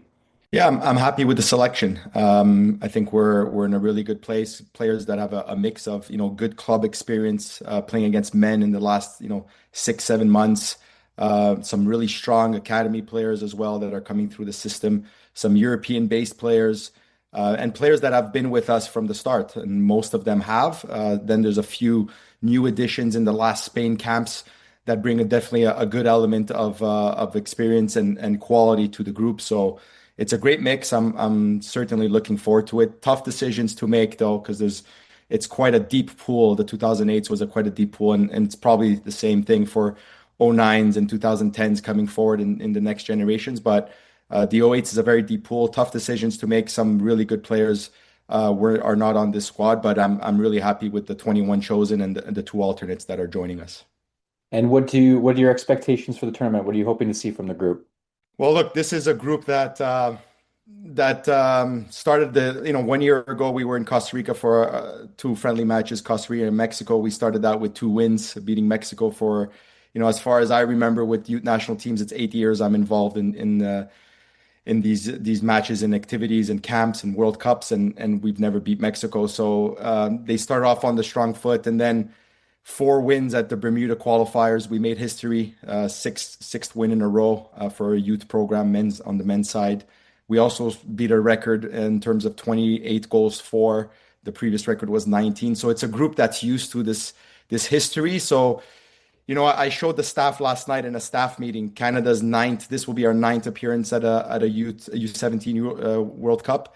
And on 24 matches played, we have 4 draws and 20 losses. We have the elusive win that we're still chasing. So, we're really, putting all the chances on our side, working hard, preparing, trusting in the process. The boys knows that they have to continue, living those standards that we established a year ago, and then throughout the camps to make sure that we can have some really good performances and hopefully make history, not only to get our first win at a U17 level, but also to get out of the group stage. You touched on it there. It's been tough once the teams got to the actual World Cups and getting through that group stage. This looks another tough group as well, Uganda, France and Chile. What are you expecting from the opponents in these games? So what we're really grateful for at the youth national team department is the fact that we had more camps to prepare this year. So we went to Spain the first time in June, and we played Morocco, Japan, and USA, which are considered tier 1 opponents, like really good opponents. And then this time around, last September, we also played Morocco again, Uzbekistan, which are Asian champions, and Morocco is African champions at the U17 level. And then we played England. So those 6 matches, Michael, really give us that experience that we need to approach Germany and Dubai. We'll be preparing against Germany in a friendly match, and then attack the Ugandas and the France and the Chile. And what I learned from these boys, and what I try to bring to the table, is that we'll be ourselves. We'll be on the front foot. We'll demonstrate who we want to be, and we're not as scared of any of these opponents. But they are top opponents. I remember that Japan match, and man, those were some really good players. And the England match, some of those players several weeks before the camp were playing in the EPL. So it's quite an honor to play against these opponents. We need to respect them, but at the same time, man, our group has ability, both physically, technically, tactically. They're intelligent players, and we're looking forward to this challenge. And I think the boys feel like they can take on these top tier opponents and really do well. I think one of the other big challenges is obviously going to be the heat. And a lot of these guys are not going to be used to that kind of heat. I know I would struggle in the slightest heading over there with my white Scottish skin. But, I mean, how do you get the guys ready for something like that? I know in the past here, when the Whitecaps academies have gone down to play in Houston in the summer, or when they've had all that, they've been wearing the big bodysuits and doing all the heat stuff. Is that what you're doing, or is there just nothing really to get you ready for it until you experience it? Yeah, look, Spain was a good test for that. We played in some 30, 35 degrees, right, in the middle of June, and even in September it was quite hot. So learning to play, there's the water breaks in the matches. There's our peak team. We call that our peak team. Our medical team does a really good job in always providing hydration around the pitch and the towels. And so there's strategies around to make sure players stay fresh, using substitutions intelligently for players who don't tend to do well in heat, right? Those are conversations we have as well. But at the end of the day, it's the same idea for France, who is going to be playing in this heat, or Chile, we're playing them at 2:30 p.m. So right in the middle of the day, and they're probably more used to the heat than we are, to your point. But Uganda, it's a later match. It's an evening match, 6:45 p.m. France is a little bit late afternoon, 4:30 p.m. So these are great. It's a great question, and we will have to have strategies in place to get our, and training in the day will definitely be a factor. We try to, as much as we can, train the way we play the match, and we'll bring those scenarios into play during the training session so the boys are ready. I was going to ask you about being involved at the previous World Cups, because you were in Indonesia, you've been in Brazil. What did you learn as a coach at those two to get through a tournament like this? Because it's obviously very grueling when you're there playing all those games in such a short period of time. And what has the team learned from those World Cups now to take forward and hopefully get that first win and get through the group? Absolutely. Look, from a tactical standpoint and a technical standpoint, we definitely learned that you can watch an opponent as much as you want on video and watch Spain and break down Spain and understand how they play. When you play them live, they see in a World Cup, they seem to just raise the level a whole other gear. And fortunate enough with those two Spain camps, I had the opportunity to present those ideas to the players and get them ready to play tier one opponents. So get closer to what they're going to live at the World Cup. Whereas in previous years, we weren't always able to have those camps or have those type of opponents. So that's a big one for me, and understanding that it's layers above what youth football is. Like this U17 World Cup will be quite a challenge, and living it from the sideline, to your point, is something special. You know, what we learned as well is and I mentioned this to the staff last night, and I will mention it to the boys. You prepare for an event, and the boys are not stupid. They know that this can change their careers for the rest of their lives. It can take their journey to somewhere else, because there's tons of people watching these games. And there were tons of scouts in our England match. And after the England match, you know, scouts and agents came up to some of our players because there were some really good performances. Well, that attention gets even more amplified at a Youth World Cup, especially at a Spire Zone in Qatar, where everyone's playing in the same headquarters with 7, 8, 10 different pitches around. So the idea here is to explain to the players is to make it about the we and not the me. Because as soon as the players start focusing on them and their path and their pressure of doing well, and they get away from what we're trying to do collectively, one, we're going to lose track on trying to make history and get that win and get out of the group stage. And two, the players won't look good. Whereas if you stick to the process, you stick to what we're trying to do, and that's what I'm going to break into the players. They know. I texted them all, and we had good exchanges in the last 3 or 4 days, and they know where we stand. But now I want to make sure that their actions don't betray their words, right? They don't get all flustered about the agents. So that's a massive learning for me. It's let's not change who we are. Let's not change what we do. Let's keep doing what we've been doing, because although we didn't get those results against England, against Uzbekistan, and we're up 2-0 and we draw 2-2 with a man down. England, we're down 2-0. We come back 2-1. We come back and we finish 3-2, and we're close against a really good England team. So we want those results now. So it's what's our next gear? What's our next level? But by staying true to who we are, and look, it might sound all cliche, but we actually live it on the pitch in training sessions, and we actually live it in what we try to create in the culture as well. It's now an annual tournament as well, which I don't know. I've mixed opinions on that as to whether that's like just a little bit too much, and is it a bit of a logistical nightmare to have this annually, or is this something that you're actually really welcoming?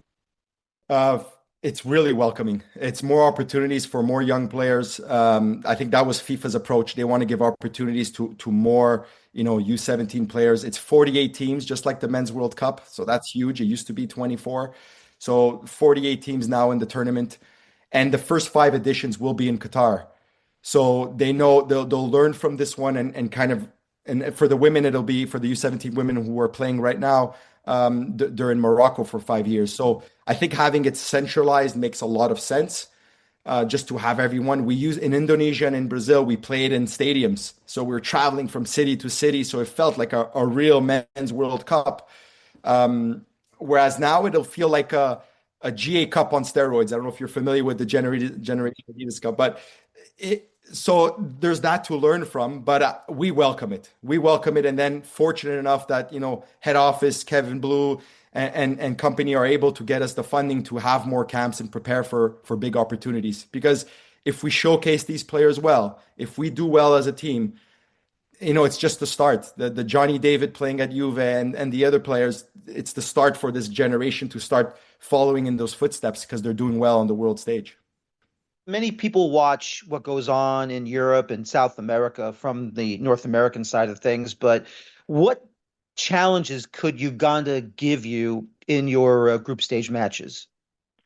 Yeah, first match, opening match against Uganda. Look, it's their debut at the U17. I've tried to scout, what's going on. I've watched their qualifying games, but in terms of preparation, they keep it very low key, so it's hard to know a little bit more about them in preparation for that match. But you can expect a physical battle, some good tricky players 1v1. So we'll have to be really good in wide areas. They're very direct and they're ready to play balls in behind. So we have to manage that really well. So these are all things that we're going to work on in preparation in Dubai, leading up to that Germany match, but also the Uganda match. So it's hard to know exactly what to expect. We have some evidence through video, but we don't have their full experience at a World Cup. So they can come in and have a great tournament. And they're definitely an opponent that we're going to respect. it's going to be a physical battle against them. You know, who's going to be first to those first and second balls, and who can take control of the match. And we're certainly doing that by our tactical ID, and it's how much we can do it and how much we can create momentum. And then at the end of the day is scoring goals and keeping clean sheets. So yeah, hopefully it works out.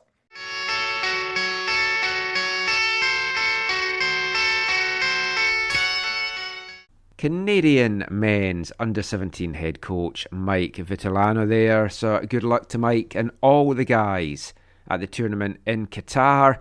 Hopefully they can have a good run. They've not won a game at the under-17 World Cup, so I feel this time very confident that they can go out and get the job done, get through the group stages, and then see where it takes them, because it's a very exciting time for youth soccer in Canada at the moment, on both the men and the women's side. The women, sadly, agonisingly crashed out of the Under-17 Women's World Cup taking place in Morocco at the moment, going out 5-4 in penalties in the quarter-final against Brazil on Wednesday. It was 0-0 after extra time. Pretty even game. I think it deserved to be level at the end of it, but then you go to the lottery of penalties, no extra time in play, and heartbreaking. One penalty was missed for Canada from Vancouver Rise player Bridget Mutapula, and it was absolutely heartbreaking for Bridget on a number of factors. Obviously that's something that will stay with you as a player, but can also make you stronger for your future career in the game. But Bridget was just absolutely fantastic for Canada the whole tournament, and in this game in particular, definitely one of the players of the game, one of the standout Canadian players across the whole tournament. And she's had a great couple of years, moving from Halifax to Vancouver, initially joined the Whitecaps Girls Elite, now Vancouver Rise Academy. She's had first team call-ups on a development contract with the Rise and the NSL as well, and her future is very, very bright. So hopefully Bridget can just put this aside. It's going to be heartbreaking, it's going to sting, but just move on and continue with her career, which is most definitely in an upward trajectory.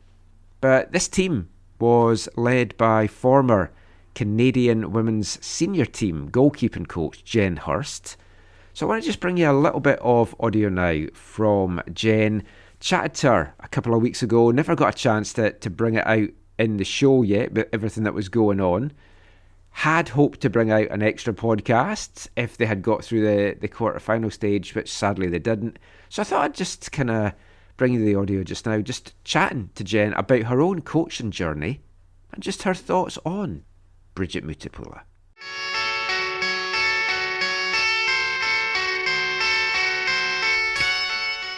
About you yourself, like in your coaching journey. Being a head coach, was that always in the plan? Because obviously a lot of people that become goalkeeping coaches, they kind of get pigeonholed into that, and you don't see too many then move up to head coach. And what's your journey been like to this stage? Yeah, it's been a long journey, that's for sure. I started very young. I started coaching when I was sort of 14, 15, and I'm now 35, so 20 years of coaching. And I have a heart condition, and that's why I got into coaching. So I had to retire from playing really quite young when I was about 14. And I loved football, soccer so much that coaching was kind of my way of staying in the game and, staying in the game that I love. So that's where it started for me. And I became a goalkeeper for that reason too, in that I wanted to still play. And I was under the false interpretation that you didn't have to run as much in goal, and so that's why I actually became a goalkeeper myself, because it kept me in the game for longer. And then fell in love with goalkeeping, wanted to get better, because back then, there was no such thing really as a goalkeeper 20 years ago, goalkeeper coach, sorry. So I did my licenses more to educate myself, and then through that route ended up falling in love with coaching. And then I did get pigeonholed, as you say, into goalkeeping, and I did have a lot of success in that respect, and with the set pieces too, and became somewhat of a little set piece expert. But I started with a team, and my background has always been rooted in youth development. And that's where I really started and where I really found the passion. I naturally kind of found success through goalkeeping and set pieces, but my passion and my roots definitely are in the youth development phase. And that's where I fell in love with the game. And that's where I want to be, because I think it's where you can have the most impact, helping young players, young athletes progress on their journey is what gives me the greatest feeling. So I wanted to talk about a couple of the Rise players. Not even just the Rise players. There's a few on the roster that's obviously had these development contracts and call-ups in NSL. But with the Rise ones in particular, getting this kind of continental experience, which some of them also had last year in the Champions Cup. How have you seen that help with their development? Yeah, we've actually got 6 players on the roster that are on youth development contracts.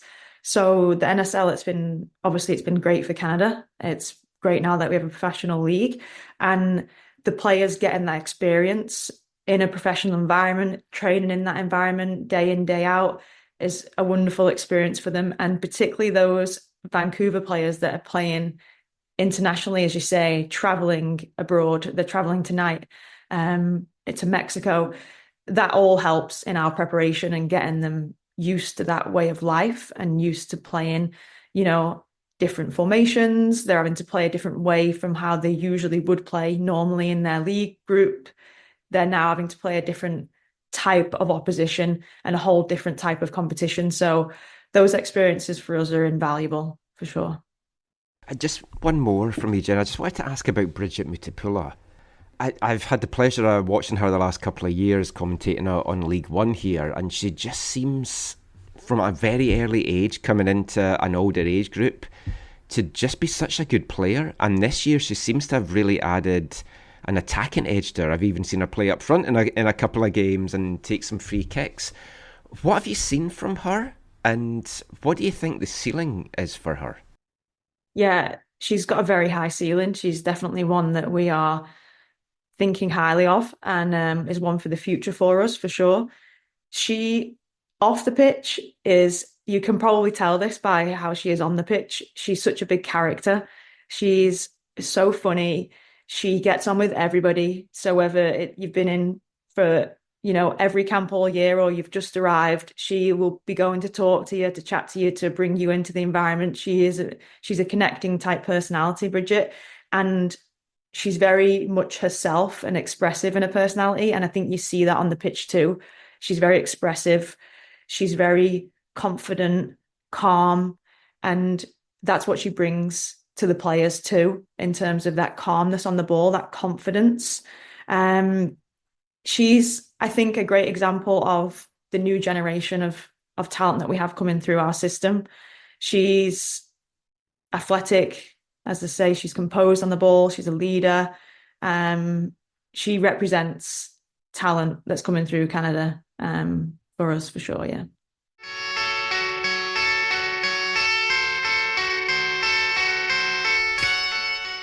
Canadian women's under-17 head coach Jen Hurst there. And as I said, heartbreaking for the girls, but they'll push on, go stronger. And it's a young roster as well. A few of these girls will be back at next year's tournament in Morocco, assuming Canada gets the qualification, which you would hope and expect that they would. But that is pretty much it for the football chat just now. We can't end, though, of course, without bringing you this episode's wavelength. And for new listeners, Wavelength is the section of the show where we play a song all about football, with a backdrop of football, or some kind of connection to football, either by a band or singer, teams, fans, maybe even the players themselves. So we're going to go back to 1986 this episode, and a strange song, which long-time listeners may feel a lot of the songs that we play in this section are strange songs, but this one kind of has a loungy, jazzy feel to it.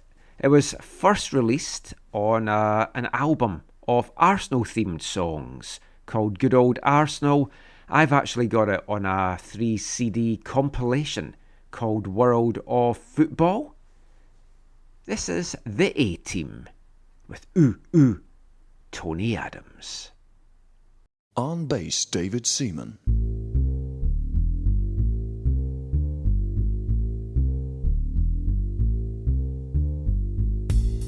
On drums, Lee Dixon. Nigel Winterburn on congas.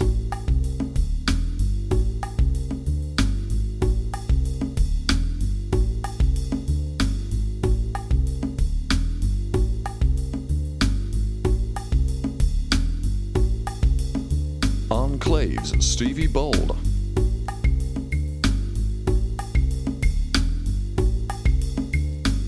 Tony Adams on Tony Adams. Tony Adams. Tony Adams.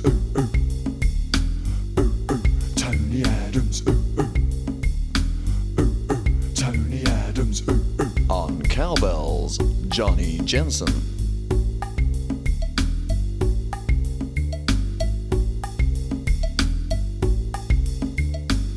Ray Poller on the records.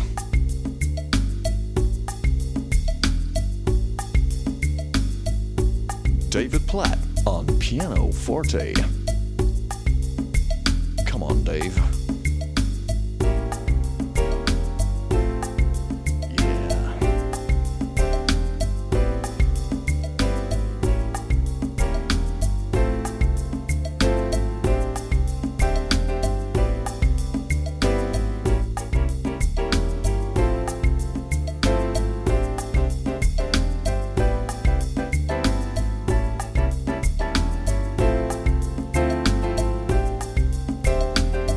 Helda on vibes.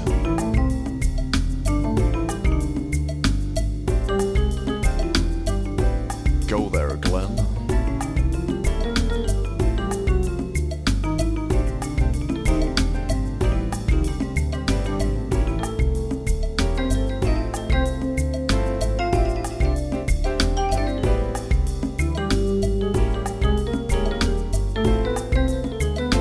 On lead guitar, Paul Magic Man Merson.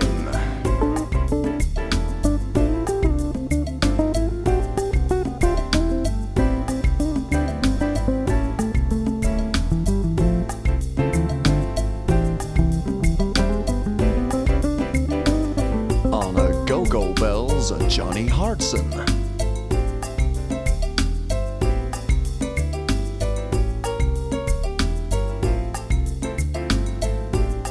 Horn arrangement by Dennis Bergkamp.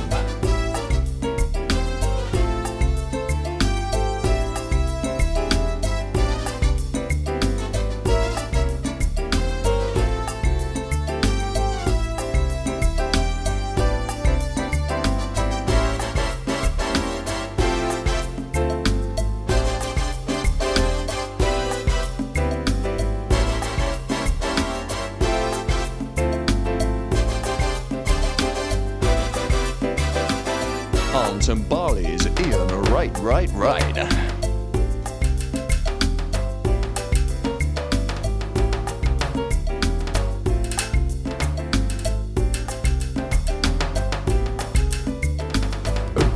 Tony Adams. Tony Adams. Tony Adams. Tony Adams. By far the greatest team the world has ever seen, Arsenal Footballing Club. And Tony Adams and his orchestra would like to thank you for listening this evening. And we'll leave you with Bruce Rioch on bagpipes.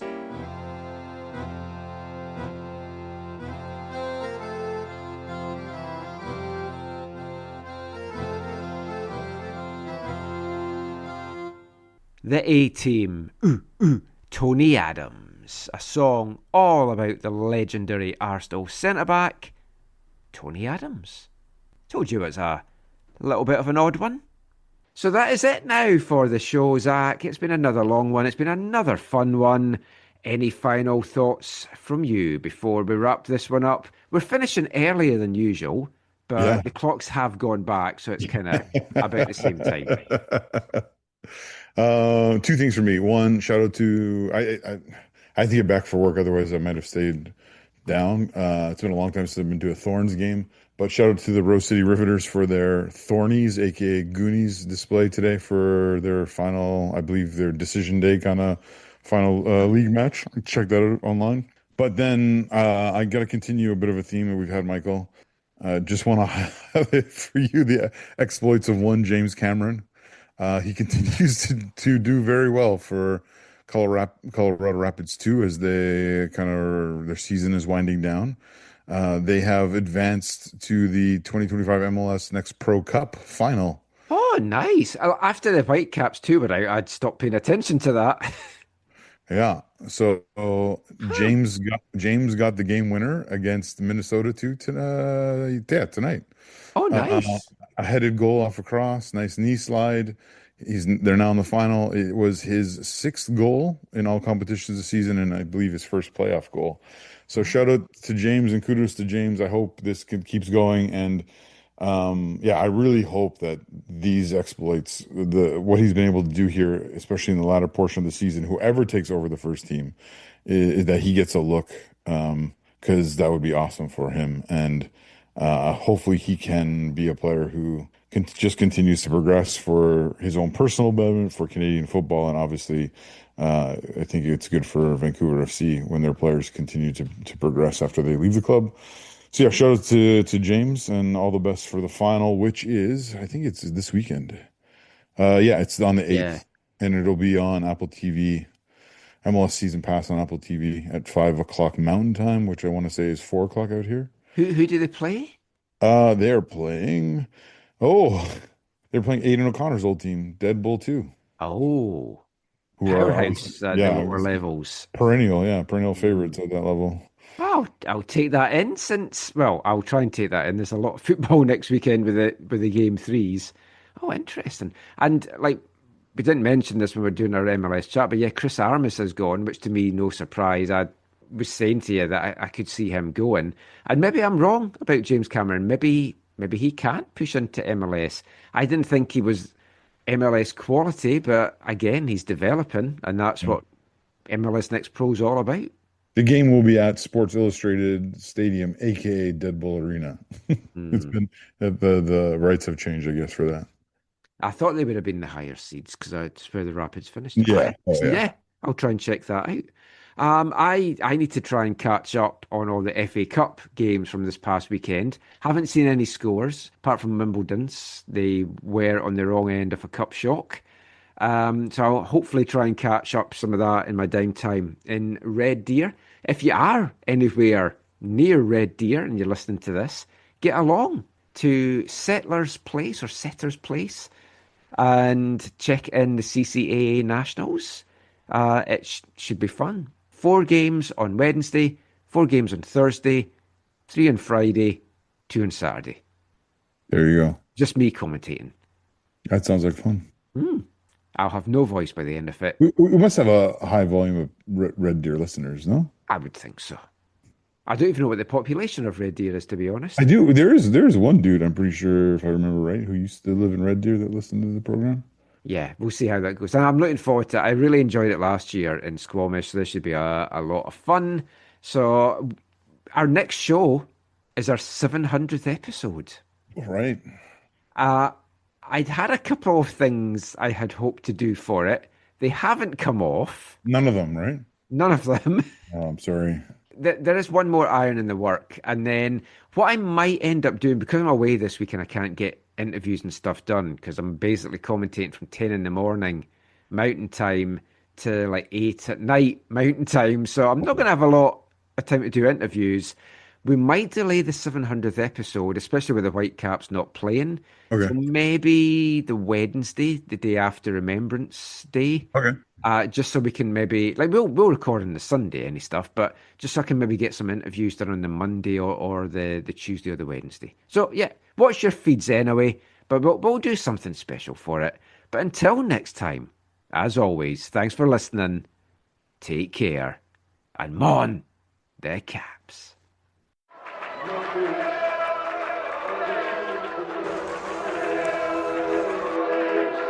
Going to your first match is an experience you never forget. The atmosphere of what's going on around the pitch looks beautiful, and you always look and go, wow, I'd love to play here one day. If you get the bug, it's going to stay with you for life.